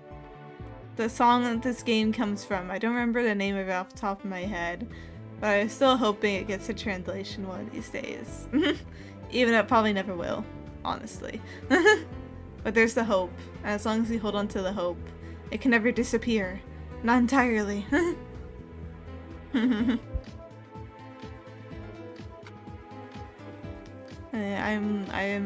They call it hope pilled. Speaking of translations, I still think it's really funny that when I was like a kid, I was really into the legendary like Starfy series, which is the Japanese, like it's like they're like Nintendo games, basically like underwater platformer-esque games.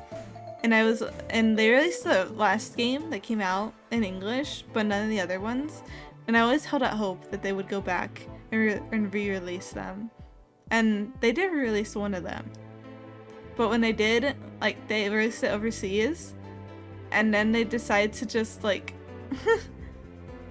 I think they, like, released it untranslated. Which is, like, you think, oh, it's just a platformer, right? That should be fine. But Starfy is actually pretty text-heavy and text-dependent. Like, characters will give you missions and shit.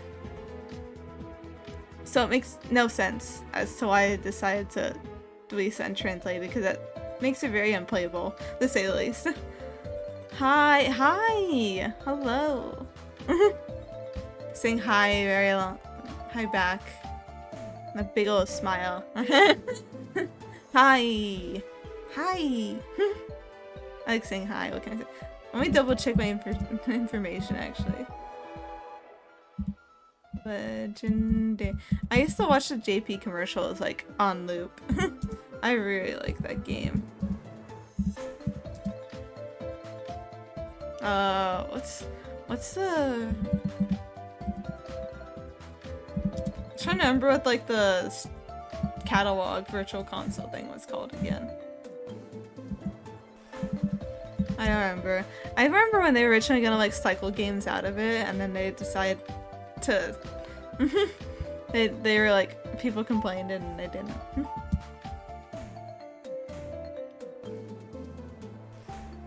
Oh yeah, there is the Starfleet games in the virtual console in Japan. Then Setsu no Staffy. Let me look at the page for that on here. Yeah, it was worldwide on the Game Boy Advance series on the expansion pack thing, but I think it's like not translated, isn't it? Then okay, let me then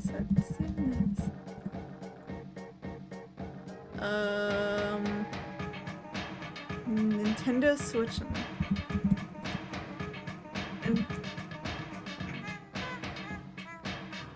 Insomnia is a B word. We don't like the B word, and you asked me what the B word is. Well, of course it's broccoli due to do. Yeah. I love the auto mod got you Shadow Revenant. It's like hiding us because it's aggressive. No. That was funny. I'm gonna go die in bed now. Good night. We have two sides to the sleep spectrum here. Someone about to sleep and someone who cannot for the life of themselves sleep. I feel like I'm in the middle. It might end up being a shorter night tonight, but I'm pretty awake right now, and that's awesome, I think. Dravia, yeah, what's up? What is up? Sleep, complicated thing. I mean, I just remembered something I was gonna do before stream, but I didn't do it. Something I actually really needed to do, but I just didn't get it done, and I'm gonna reap the consequences later. I came up with an idea. What's your idea? Do tell, do tell. What is, I'm curious. You must tell me.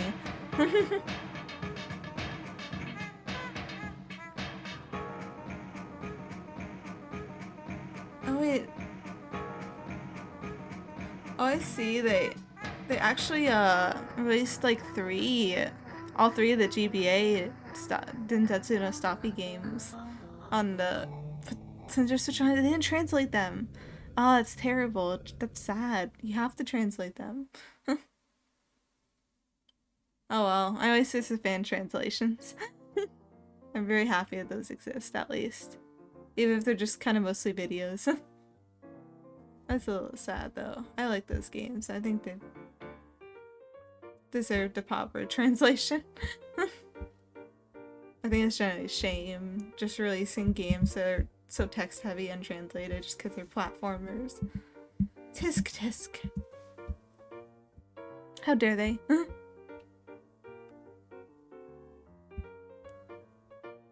But yeah. Those games are definitely pivotal. Pivotal Dravia thing. It is a lot of text. Still fits here. Send a lot of text right now. I demand it. I request it humbly, if you will fulfill it. After Pandora releases all evils into the world, Hephaestus creates the Orpanda, a tiny, seemingly harmless creature with a secret destiny. When Hephaestus is trapped and stripped of his divinity, the Orpanda begins a terrifying rampage, devouring the gods of Olympus one by one. But a final twist, the clever Pandora forces Orpanda to confront its own divinity, leading to a shocking, self-consuming end that restores the gods and changes Olympus forever. Is this a plot summary for something? This is a plot summary. Dude, you must tell me. Like for like a thing you're working on, or is it like is it another thing? Secret third thing? Oh, it's hiccuped. I had bad hiccups yesterday. Hope they don't come back. I wrote a huge plot idea in college. Oh, is this the plot idea? Interesting. I I love releasing all evils into the world. Pandora's Box is always like a fun, like kind of like literary, like kind of a reference staple thing. Releasing all evils into the world. It's such a classic. And also like the metaphorical Pandora's box. Just like advanced technology, artificial life, and maybe like some like magic even. I'll have the capacity Pandora's boxes. I say it's writing series that have my own Pandora's boxes in them. I am one of those evils. No! Don't say that! You're not evil! No! No! I'm so evil that every time I close my eyes a bunny bouncing on a ball appears. That's not evil. That's sweet. You can't fool me. I see you. I see your true nature. Underneath all the scheming and all the secrets. Ah, I see it. I see it. Teehee, you can't get past me. I observe all. Who are you to say what is evil and what is not? I know things. I know so many things. I know that 2 + 2 is 4. I know that evil good. Evil that you're good. You seem very good. You can't escape from me. You see, it's because I have no eyes that I could see into the things that cannot normally be seen. That's one of my special abilities that I totally didn't just make up right now. I would never just make things up. I would never lie to people. I'm not a liar. I'm a truther. Unless it's like one Dravia tells truth and one Dravia tells lies, huh? Except I'm like switching between them so rapidly you can't even tell who's who. I'm laughing too hard. I'm glad to bring such amusement with my little jokes and japes. I'm a liar, it's what makes me evil. It's okay, everybody lies. For example, I have $1 million. I could be lying, but you never know. What if I do have a secret $1 million just laying around? Oh, if I had a secret $1 million laying around though, you would be able to tell. No, honestly, you'd be able to tell because I would be doing. I would be on that shit, you know. I would commission my own anime OP and I would play it like 10 times an hour. Hey guys, do you want to see my anime OP again? You shouldn't have asked, really. And then it's like, stop, make it stop. Teehee. I would be unbelievable amounts of indulgent. I'm as indulgent as I can be, at least, given my circumstances. You have to indulge, it's very important. It's healthy. It's healthy. Nothing wrong with it. Or maybe I do have $1 million, I'm just actually very frugal and very, very humble living. Totally humble. And most humble person ever. And I have me on a stage here. I think that's very humble of me. Wait a minute. No. I thought the heater turned on. I was like, man, that'd be nice. It's so cold these days. Like, I spend the summer sweltering at work. And then I like started walking in and now it's just so cold. It's always so cold everywhere. I'm not a winter person. This is the good boy who unfortunately possesses the fatal flaw. He always tells lies. He will lie to you and tell you that he's been bad, when in reality, he has made you a cake. He'll try to convince you that the cake is a lie, while holding it in his arms. You know, I'll take the good boy. I want cake. He can lie to me. It's fine. As long as he has good intentions, that's all that matters, right? 100%. Unless. But then again, is he really that good if he's always lying, even if it's to cover up good things? Isn't that in a sense kind of a still bad? You know, important, interesting questions to ask about people. I want cake. No, actually I don't want cake. I don't want sugar. But in theory, I do enjoy a bit of cake. A bit of caking. Cake Syrah. So puts a pie in your face. I always wonder what it's like to be one of those people who gets the pie in the face. I feel like I remember being a little kid and having my face shoved in a cake once though. Or twice. Or maybe a few times. As a bit. I wasn't being bullied. It was just a bit. I think I only really had like you know when like I don't know if it's just an American thing, but when they would make us when we were tiny little kids, they make you invite like every kid in your class to like your birthday parties. But then after like a certain point, like it becomes socially acceptable to exclude people. I remember, I think it was up until I was 7 that I had invited people. I had to invite the entire class, and then I stopped because of reasons. And then there's the bad boy who always tells the truth. He always tells you the truth about yourself, even when you don't wish to hear it. But really, he just wants you to be the best version of yourself. You know what? I think they're both quite nice. You know what? The bad boy just wants you to be your best self, and the good boy is just... he's lying, but he's still doing good. He just doesn't know how to express himself properly. I think they're both good. They're both good in their own ways. They're both struggling and they're both flawed, but they can both be loved. You know? I think that's the most important part at the end of the day.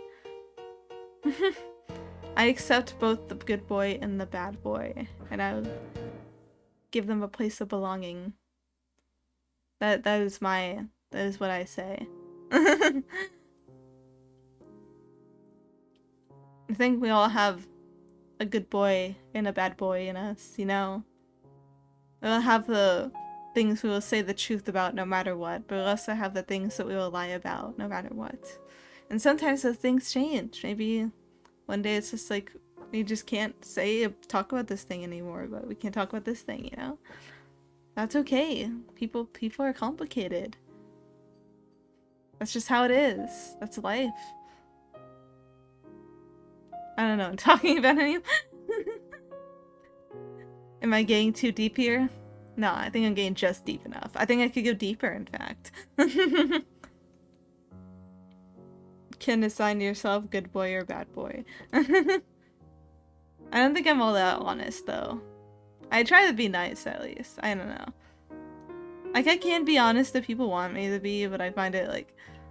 you know, a lot of people just want encouragement, I think. And I think that's better. Like, I don't know. It depends on the circumstances, though. If someone's, like, tearing their life apart, sometimes you just gotta put your foot down. But other times, it's like... most of the time, I think people just need a little encouragement, you know? That's all you really need. Like, you know, there's always that debate where you have people that give advice when someone's upset. And they're like, why is the person upset? Just give me advice. And it's like, kind of the always naturally missed social... it's a very easy missed social cue. But sometimes when people just vent to you about their problems, they don't really want to hear solutions. They just want to be comforted. And it can be very hard to tell. I myself, on occasion, have given advice to people who don't want to hear it. And felt bad about it. I think it's generally just good to go in attention that people aren't being mean on purpose. Usually. There are exceptions. And I think if you can figure out the exceptions, they're pretty obvious. Usually in retrospect, but it depends. But people aren't really mean on purpose, generally speaking. So if someone misses a cue or so, I think it's very easy to get annoyed about it. But at the end of the day, we all have those days, you know? He will tell you that you always look like you have bad head, and then hands you a brush and a mirror, as well as styling tips. I have completed my characters. I have days. I also have days. You know what? Honestly, a bad kid sounds like a promising option, because, you know, he's giving me like a brush and a mirror and styling tips. You know what? That's a homie. He's not just telling me I have a problem, just actively giving me ways to approach the problem. Like, if I don't know how to approach it, like, damn, I don't know anything about my hair, but you're gonna, like, walk me through the whole thing? Hell yeah. That's awesome. I'm kind of the bad kid truther, honestly. I could use a homie like that in my life, you know? You always need that one homie that will just be brutally honest, honestly, towards you. Like, it's easy to just have friends. They'll be like, oh no, you're perfect and wonderful and awesome, and I don't understand how anyone could hate your perfect little face. And then it's nice to know that people got your back, but sometimes you just also need the friend who'll be blunt about it. Like, yeah, you were kind of an asshole in that situation, just gotta be honest. And it's like, you're like, oh, no, I don't think it was that bad. Was I? And then you look back, you're like, huh. Yeah, I kind of was that bad, actually. We all need that homie. Keeps us humble. I need to know how terrible I look. Me too. I need the bad kid fashion tips. I'm hopeless with fashion. It comes with the fact that I just don't spend money on fashion, I think. It's not something I prioritize in my budget or my life. I have a bunch of graphic tees and pants, some jeans and sweats, and that's pretty much the extent of my fashion choices. I wish I should do more. I should, but I don't. Because it's expensive. It's expensive. Their clothes is so expensive. I spend too much of my money and my merch as is. I'm gonna keep both of them as my buddies. Actually, I feel like writing a story about them now. That could be an interesting story. Like, maybe like the good kid is more popular because people like, you know, comforting lie versus harsh truth. And like maybe like, but they still care about each other. Like there's a complex, fraught connection there. It's interesting. I think you could do something with that. It also has a bit like a fairy tale vibe, but like in a sense, like, you know how people write like examinations of like fairy tale settings and characters. Like, you do something like that. I think that's pretty popular these days. Actually, you could tap in a niche, which is truly the most important thing of all, honestly. Tapping in on those niches, niche. Why does everything I write give fairy tale? Oh, that's a fun vibe. Fairy tale's a fun vibe. I can't do fairy tale. I always get too in the weeds about it. Fairy tales is like you have to have like a core, like, cool idea, I think. A very simple core, and I'm very bad at that. I think you had a good simple core going that you could really, it's like, hell yeah, you could expand off of this. There's potential here. At least that's what I think personally. In my humble opinion, which is very humble. That's what a good kid said. They would never lie. Teehee. And do more writing. And determined.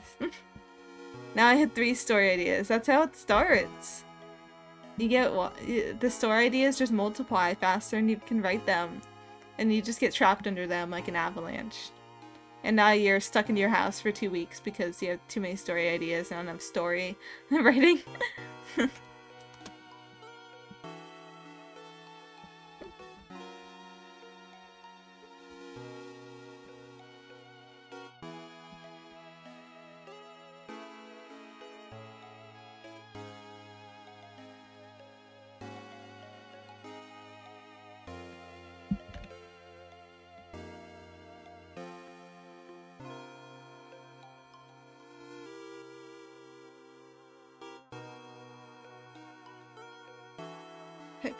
Typo. I see. I have too many story ideas myself. I need to break it down. I gotta focus on what I have. I need to get this wire out of the way. It's on my keyboard. It's hard to type.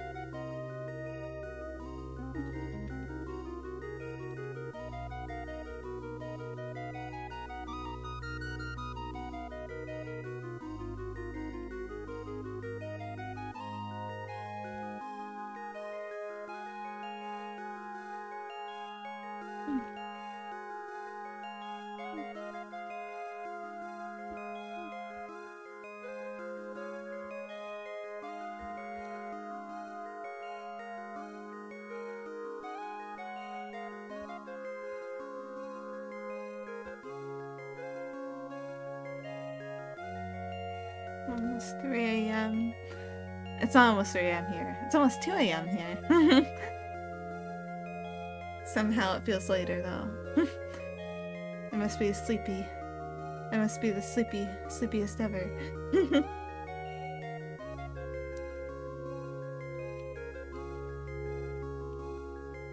Let's hiccup again.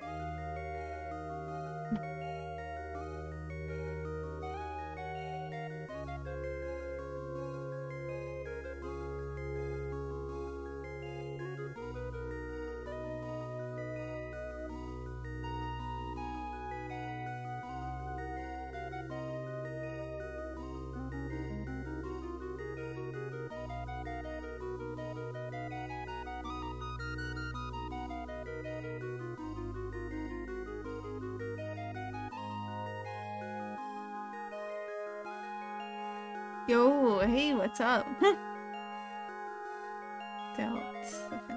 I'm almost halfway through writing this chapter. I'm finally channeling that productivity. It's beautiful.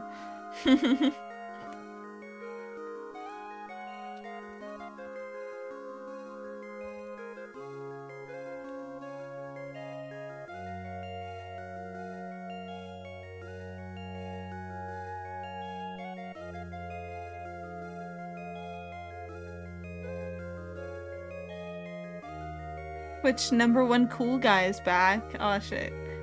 I don't know if you can be the number one cool guy because I'm the number one cool guy. I can't have you taking my title like that, you know? We could both be the number one cool guy. It's okay. No one will be able to tell. What is my story about? I'm writing a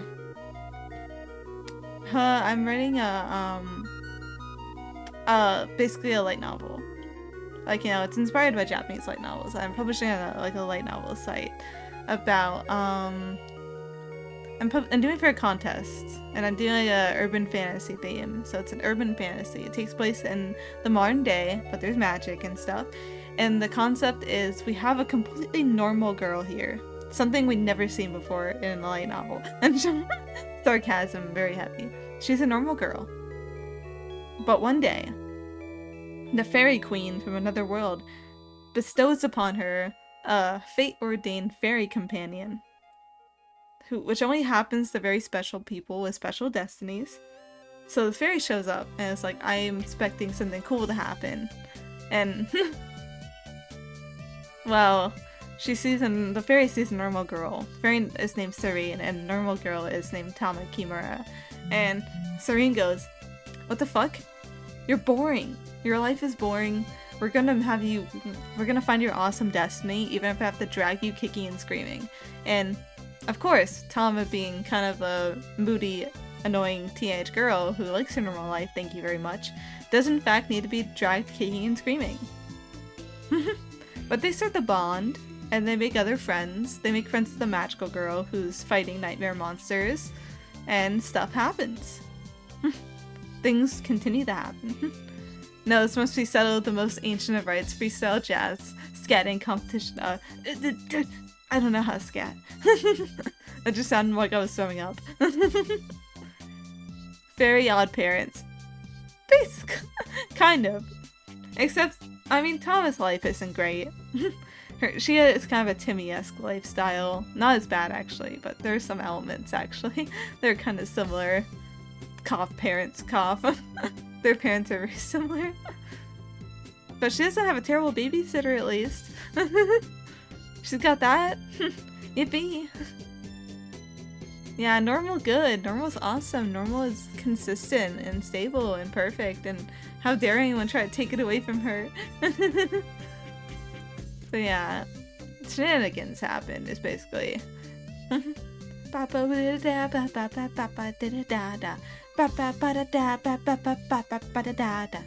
it's the best I can do.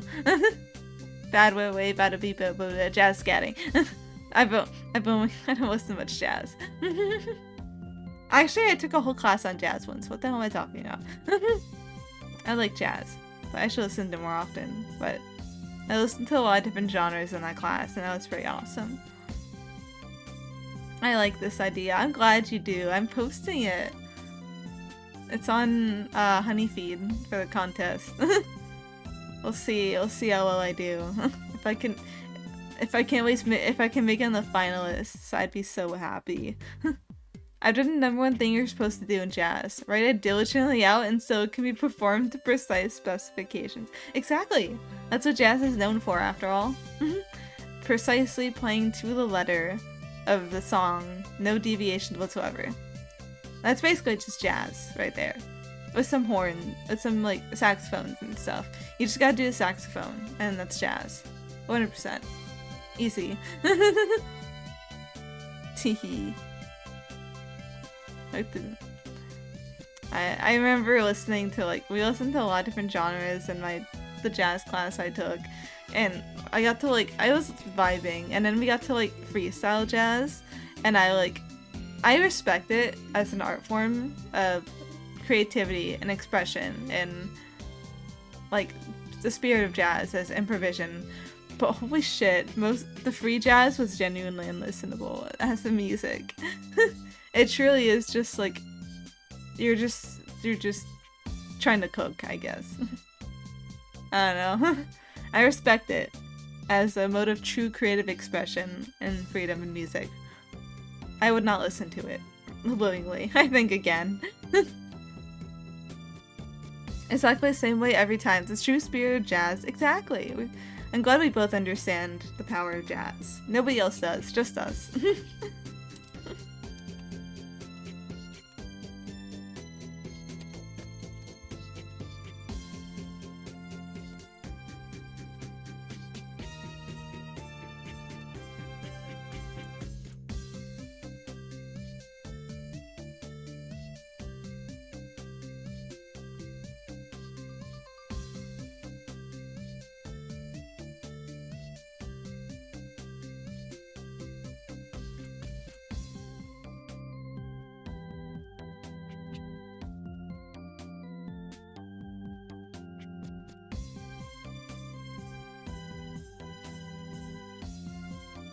My typos.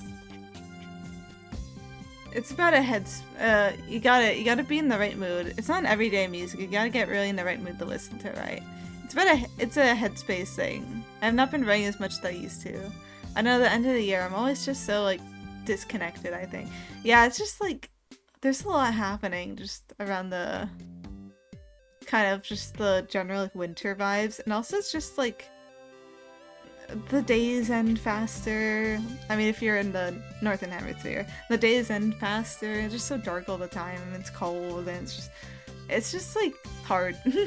I think to sit down and do things. And I guess the holidays too. It just kind of inspires like a kind of like, oh well, it's the end of the year. I'm just gonna chill vibe, and like even if you want to still do stuff, you just can't help but get swept up in it a bit. I guess it's certainly what I'm feeling. And then you have like, if you're in school, you have a lot of schoolwork too, because finals and stuff start kicking in. It's a lot. Yeah, I know. I got a bunch of projects I'm working on, and none of them are getting close to being done. I was hoping to get at least one more short story done before the end of the year, but I'm just not able to focus. Aw, that's too bad. Focus is a hard thing to get a hold of. I also just like, for me, when it gets cold, it's just hard for me to type because I have to have my arms like out of my covers. I can't have them like nestled in the warm place. I have to have them out in the cold place to type. And my hands start getting cold. And it's just so hard to type. Like right now, I have my hands like half buried under a blanket so I can warm them up before I start, not have to pull them out to type again. It's so hard and everything's so cold and dark and dreary. It's just dreary, and it's so easy to get distracted by things. When it's summer, it feels like you have so much time in the day.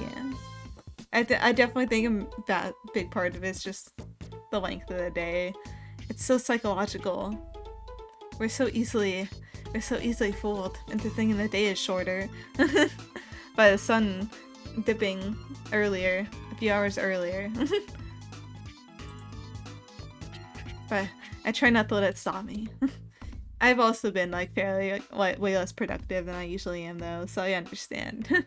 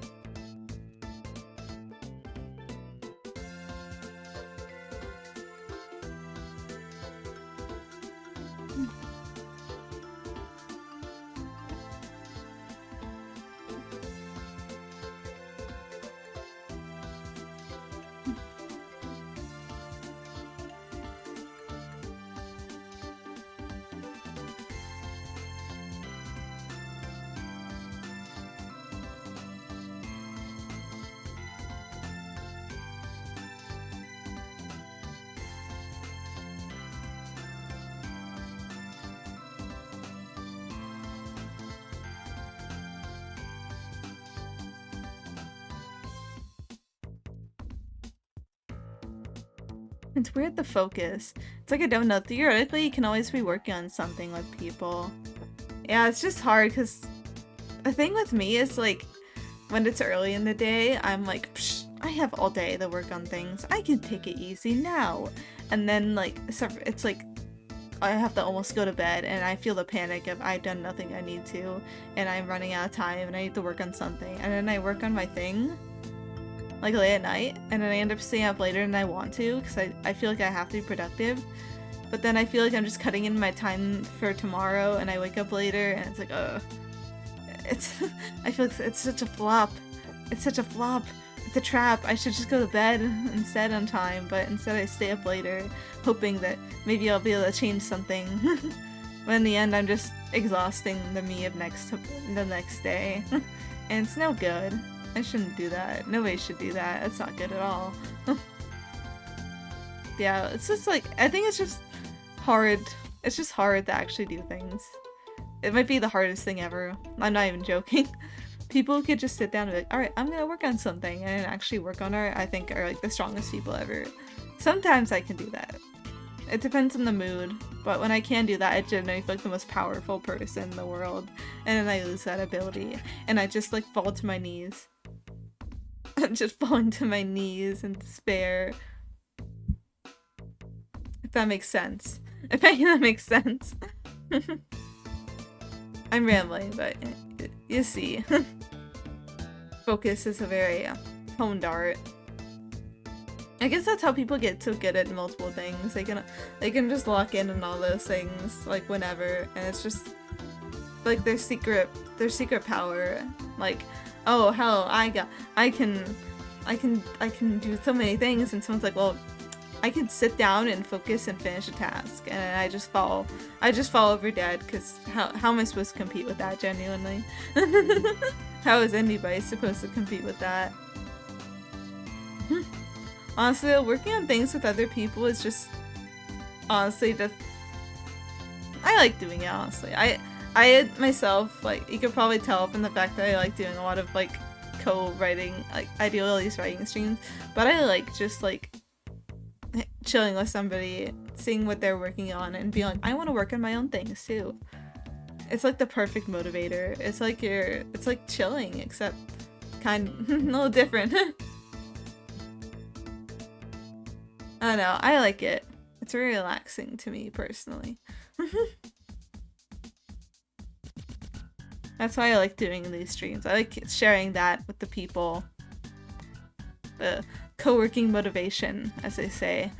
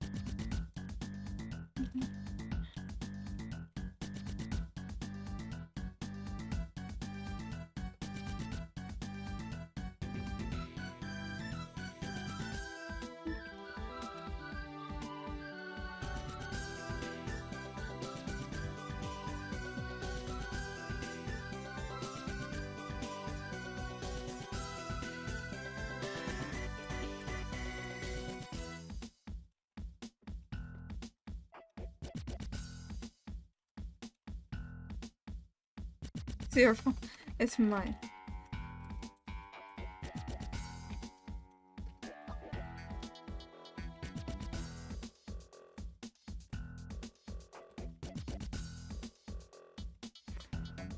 Oh, posture check. Okay.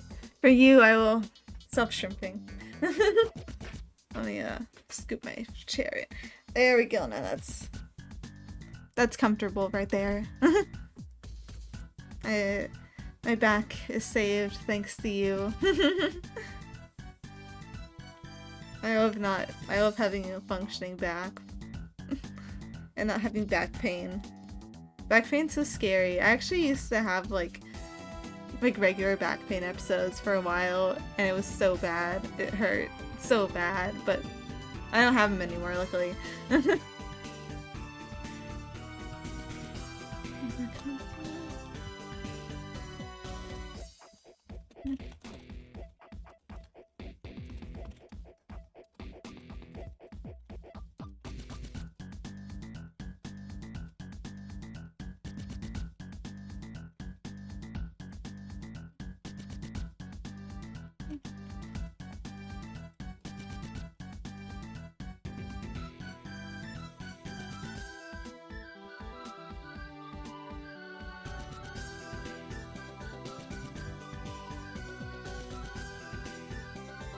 Oh, my internet dropped for like a second.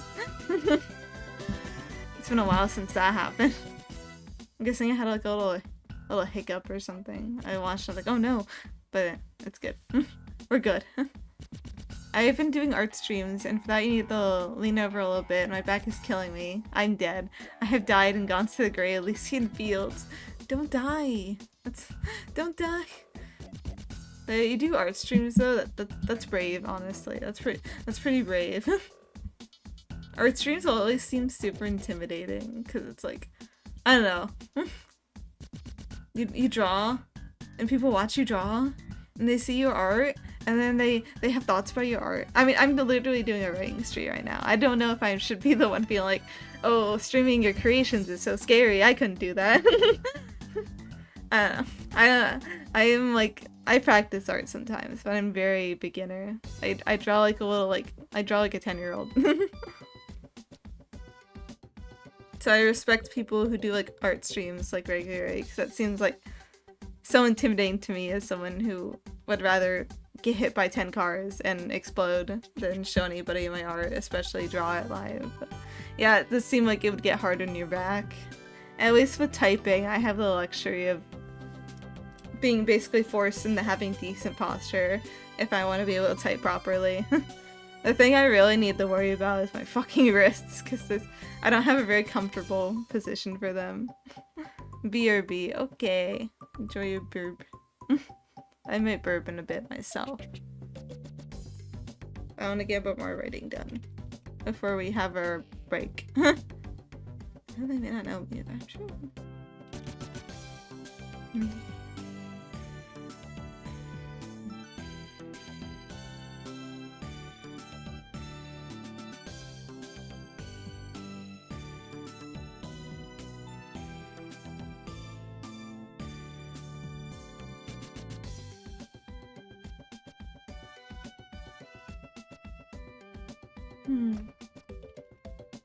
Yeah, it's better.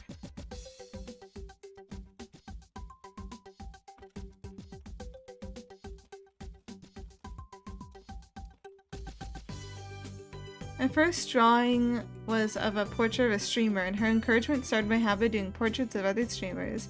But the first one was the only good one. I got lucky. No, I'm sure the other ones are good too. I'm sure the other ones are good. I should try drawing fan art of streamers. I mostly just draw my OCs. In fact, I say mostly, I do in fact only just draw my OCs. That's because I'm most confident in not fucking up my OCs. I'm pretty sure if I tried to draw like a really complicated streamer design, I would just die. I wish I still had it. Oh no. I'd want to see it if you still had it. If you ever find it, you know who to call. Me. Drivia, so I can see it. I like seeing what other people make. I posted an art thing I drew on Twitter recently. Recently being today. And I think it's generally the best thing I've ever drawn in my entire life. And it's like very amateurish. It's very, very amateurish. If you look at it, you'd be like, damn, this is so amateurish. But it was legitimately, I could say with confidence, the best thing I've ever drawn. So I'm hoping it could only get better from here, you know? I just have a drawing of me. You should show me your drawing of you. I'm curious. I want to see it. I make very big, curious eyes. That's just because my eyes are just so big. They're like star eyes. How can I not look at people with big eyes, you know? It's just the one sec BRB. Alright, since everyone's BRB, I'm gonna BRB myself, actually. I need to take a little sip and stretch break. When I'm back, we're gonna do a bit more writing and talking, you know. Probably end it off around like the end of the hour. We'll see. Any closer. We'll see.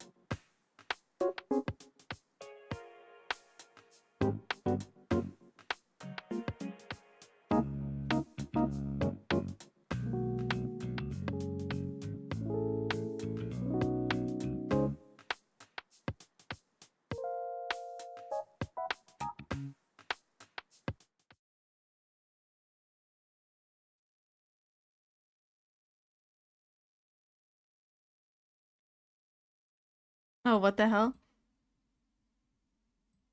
Oh, there we go. I guess YouTube Studio, I think Loki crashed for a second when I was gone. There we go. Oh well. I think it's being a little funny today. It can be a little funny sometimes, but it's been freezing a couple times today. I should probably check that out. Computer, don't you dare fail on me. Black Friday just ended. Don't you dare. Okay. Let's try to get this chapter done before the end of the night, because the sleepy is starting to hit. And I'm gonna power through it and be so brave.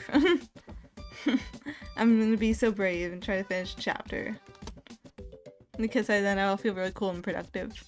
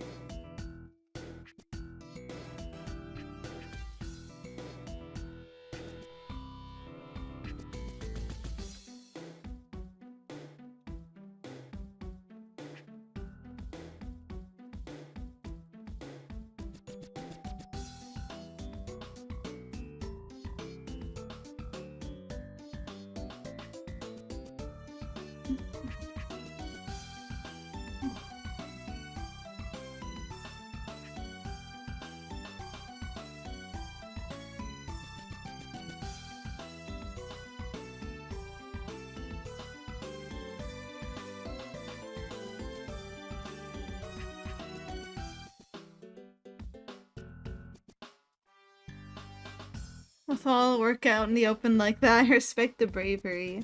Thank you. I'm very brave. Or more that it's just that I've been writing for so long that I just don't give a fuck anymore. I'm just not scared anymore. I'm no longer shy. I've taken it out of my system. I am unshied about my writing.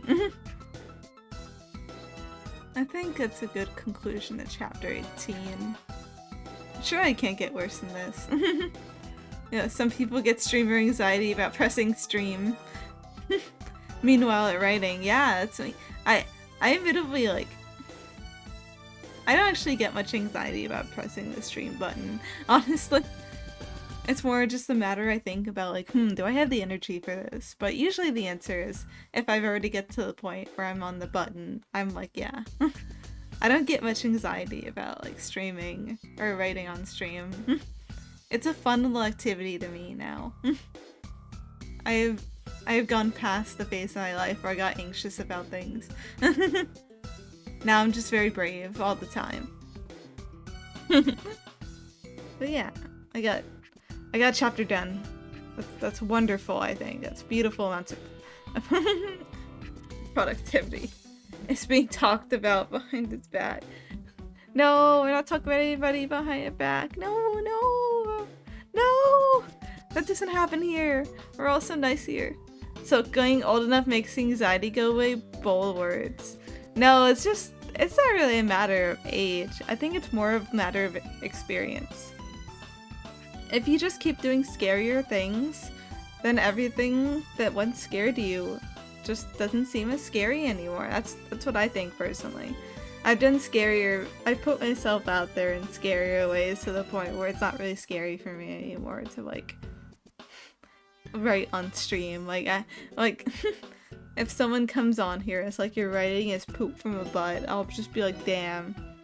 Maybe you're the one who needs better vocabulary. And also I don't really, words can't hurt me anymore. A writer has infinite experience. That's true. And also life just has the opportunity for infinite amount of experiences. It's just a matter of how you adjust your comfort limits. Not all writing is everyone's bag. That's true. At the end of the day, it's like if you come on here like, this person's writing's kind of cringe, you could always just turn around and leave. It's not really something that affects me. It's not like I'll ever know, you know? Pick another author if this isn't your vibe. 5 heads, true. But I do have an immaculate vibe, in my opinion. In my very humble opinion. My opinions cannot possibly get more humble than that. I'm happy. I'm glad you're happy. I'm also happy. I'm happy because I finished one single chapter.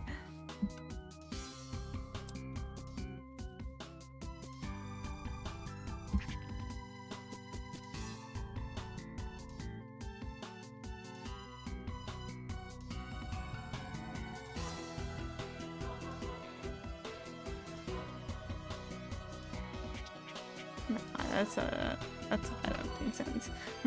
Anti-humble behaviors are too wild right now. Listen, so it's funny. It's okay. It's for the bit, so it's okay. 21 people have a physical copy of my book. Trivia stole my vibe. That's so cool though. People with a physical copy of your book. That's so cool. Just people having your writing in their hand. I think that's awesome. I love stealing people's vibes, so I'm sorry. I'm gonna keep doing it. Hell, the energy of I am mindful and demur paradox quote right there.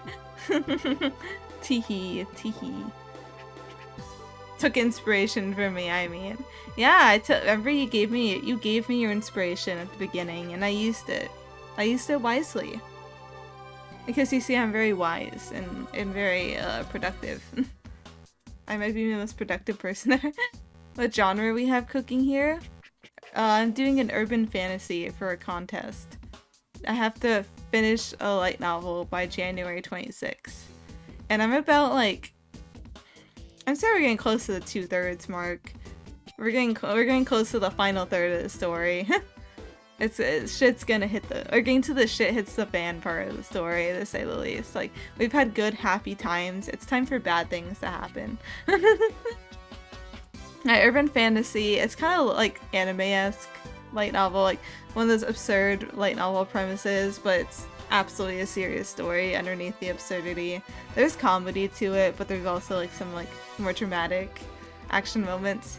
Time to kill everyone's favorite character. Oh, who said anyone was dying? What? I would never kill a character. I'm too nice for that. I would never. I'm really the nicest person ever. I would never. Would this smile do that? This big and honest smile. No, I wouldn't, obviously.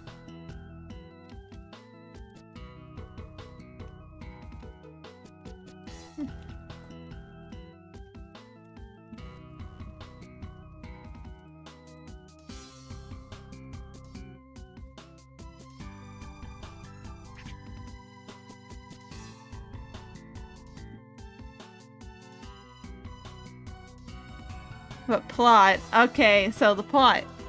The title, to give context, is My Annoying Fairy Companion Won't Stop Trying to Make Me a Heroine. And the plot is that there's this world with the fairy world. And there's a it sounds like an isekai. It's fantasy. It's not isekai. Well, I guess someone does get transported to another world, but it's not really isekai. It's not like there's a world called the fairy world, and the fairy queen rules over it, and she chooses fairies to go guide people with big destinies across the universes. And they're called chosens, as a shorthand. And she sends one of these fairies who's really hoping to help a super cool hero with a super awesome destiny. And she gets paired with the most boring, average person, the teenage girl. Most boring, average, like, high school girl ever. And she, like, follows her around for a week in secret until she gets bored of the normal girl's normal life and is like, I'm going to make your life more exciting even if I have to force you into it. And she's like, no, I don't want to lose my normal life. I like my normal life. You suck. And then they argue a lot. But then they become friends. And then there's a magical girl in it who is like embracing her role. She loves magical girls. She's having fun with this. And she also has a fairy companion. And they become friends. And now there's like a little magical fighting like quartet here. 2 fairies and 2 humans. And the teen girl realizes her life is actually really boring and empty. And she begins to accept the weirdness little bit by little. It's a bit kind of like, I guess to compare it to something, it could be kind of like Haruhi-esque, except if the protagonist was like the anti-Haruhi. The anti-Haruhi Suzumiya. Purely in like what they're looking for. I feel like they're both very similar people and they're both assholes. Cute, thank you. Yeah, it's like Navi and Link. Annoying fairies that that one image, it's like, get yourself a little shitty fairy that just pisses you off and tries to tell you what to do all the time. That one. You will surely not regret having a little shitty fairy companion. We are not promoted by Big Fairy. I love fairies. They're so funny. So yeah, I thought it was like a silly, funny premise idea for a story. So it's about to stop being silly. It'll be in a couple chapters, but it's fine. We can still say it's silly for now. There's a serious plot. It's just like what, like, you know, the premise that starts out funny, but then starts getting like serious and stuff starts going wrong, and you get emotionally invested, and you don't realize it until then. I think I like those kinds of stories, and that's the kind of thing I want to write here. Like, absurd premise, but like, you're like, oh my god, there's something here. There's something sad here. But yeah, I'm hoping to get it done. I'm hoping I can get it done in time. I still have plenty of time. The contest started like, I think like a little over a month ago. I got time. As long as I can at least understand my schedule, I think that would be quite awesome. I don't know how long is it. How long is it already? I guess I'm like, the minimum word count you need is like 25,000, so I guess I'm definitely gonna go over that, which is fine, because the max is like 75,000, and I do not think this is a story it's like 75,000. You know, I keep closing my eyes and seeing cute things like bunnies bouncing on balls and kittens with huge ears and large fluffy tails. Help me. I can't help you because every time I close my eyes I also see the same thing, unfortunately. There's nothing I can do. I think we're both just stuck like this. It's simply our fates, you see. To be sleepy, sleepy. It's also because, you know, it is in fact almost 3 AM for me. Oh boy, where did the time go? 1 second I was talking, and the next second... Aw, frowny face. Let me frown. There you go. Scrunching up my face. My eyes are way up there. Oh, they're all the way over there. It's 5:29 AM for you? That's scary. You must be so tired. I would be like sleepy eepy by then. I would be the eepiest sleeper in the world. And I can't judge. I was up until... Actually, I wasn't up until 5:20. I can no, I'm joking. I'm usually up pretty late. So I can't judge, unfortunately. Why am I saying unfortunately? Oh. Sometimes I just say things, you know how it is. I say things and I'm like, why did I say that? Roll it back a bit. I walked to the kitchen while dancing and checking the dark corners for monsters. Very smart, very smart. You never know what could be lurking over there, so it's, you know, better cautious than, like, you know, not cautious, and then now there's a monster there that's gonna get you.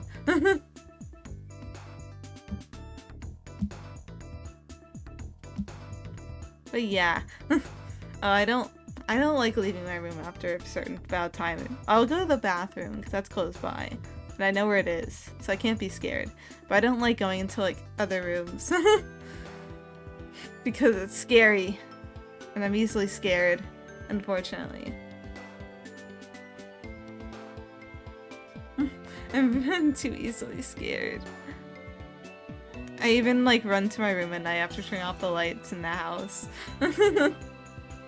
I can't handle it. I'm a little chicken. I'm a little chicken at heart.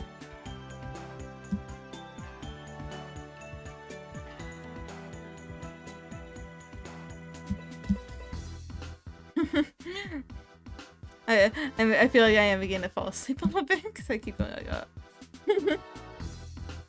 It's okay. I'm so awake right now. It's okay. I'm so awake. I'm so awake. I might consider wrapping things up soon. As much as I love doing writing, I think I usually like to get more done, but I think 1 chapter I think is my upper limit because I'm getting really hit by the sleepy right now. Trying my best to stay awake, unfortunately the demons are winning. I also did get, like, once again, not good sleep last night, so apologies. I think I'm gonna call it here. We did 1 this is the group effort, clearly. 1 chapter, done. You can't wrap things up? Oh shit, I can't. It's not even Christmas yet, you're right. I have to ho ho ho. Ho ho ho my little sleigh and give presents to all the little boys and girls. Oh, I can't go to sleep. Yeah. Help me. Help. Unfortunately, the little boys and girls will have to wait because as much as I wished I had the energy of Santa Claus, I am unfortunately just a mortal being. I haven't even prayed to Santa Claus yet. He hasn't granted me any of his gifting power. There's nothing I can do. Santa's a little helper. I can at least be a little helper. I think that's all I can wish for sometimes. Just helping out, trying my best. You know how it is. Teehee. I flutter my eyelashes that I don't have because I don't have eyes. And I need to remind people of this so they don't forget. It's one of my charm points. It makes me look a little empty-headed. Like I'm gonna go, yay. The most empty-headed smile you'll ever see. I actually have a lot of thoughts going on here. I can call myself empty-headed at least. but you gotta understand, there's a lot of thoughts in here. Damn, this is your secret to keeping me here. I keep going on tangents. That's fine. You know what? Maybe that's fine. Maybe that's the beauty of life. Just getting caught up on the beautiful little tangents. And the getting pulled away on your beautiful little sleigh ride. I have the emptiest head. Alright, I'll give you that title. You can be the emptiest head. I can be the emptier head. And if you put our heads together, you achieve an emptiness so vast, I don't think anybody could possibly understand what's going on there. I think it's like a black hole at that point. I think the universe just like explodes, honestly. There's no hope for it. It's gotta go silent. It can't handle it. So empty that I was born from a palm tree when my parents mistook me for a coconut. Oh boy. That's so high up though. It's so high up for a little baby. That's kind of terrifying. I don't know. Wouldn't you be scared being born up there? Did they like knock you down? Did they shake a tree and like, oh, that's your coconut. Oh, baby. Oh no, catch it, catch it, catch it. I remember my parents told me when I was born that apparently when my mom was in labor, I came out so fast from the womb that I almost hit the floor. I almost hit the floor. So it's kind of like falling from a palm tree. Except maybe less distance and maybe I could say if I hit my head it would explain a lot, but unfortunately I didn't hit my head, so unfortunately I say. I have a brave soul, brave and adventurous. Yeah, that's awesome, you know. Everyone needs a brave soul if they wish to see the world as it should be. You get what I mean? If you wanna, you know, that one game, the title, The World Ends With You. It's true. The world does end with you. You push your horizons. You adventure to your limits. You are the limits. You are the end and the beginning. And that is just a fact of life that is immutable. What am I talking about? Okay, for real. For real, I'm gonna go to bed, unfortunately. The Alpha and Omega. Exactly. Like the Wolf series movies. The Wolf Alpha and the Omega movies. I've never seen those. I'm never gonna watch them. Okay, for real. I can feel my consciousness leaving me little by little, so I think I'm going to go to bed. Neither have I. Probably for the better. I think they're slop kid movies. I never know what you're talking about. That's my secret. If you never know what I'm talking about, then you just have to figure it out and you keep listening. And that's how I keep you listening. I'm pretty sure it was a cartoon reference. Who said Omegups? The Omegups. Who said that? Who said that? It's true. I think it's like a series of like movies with like wolves. Jimmy Neutron. What does Jimmy Neutron have to do with this? You guys keep sucking me in. You're very good at this. I have to admit. You're very good at this. I am a little sucker, as they call me. Okay. I wanted to say it was Jimmy, but I wasn't sure. Oh wait, yeah. I think I get it now. I think I'm remembering. I'm having some latent, like, Jimmy Neutron memories come to me. Latent Jimmy Neutron memories. I remember that show. That show was wild. Weird show. Carl said it though, probably. Yeah, it sounds like a Carl thing to say.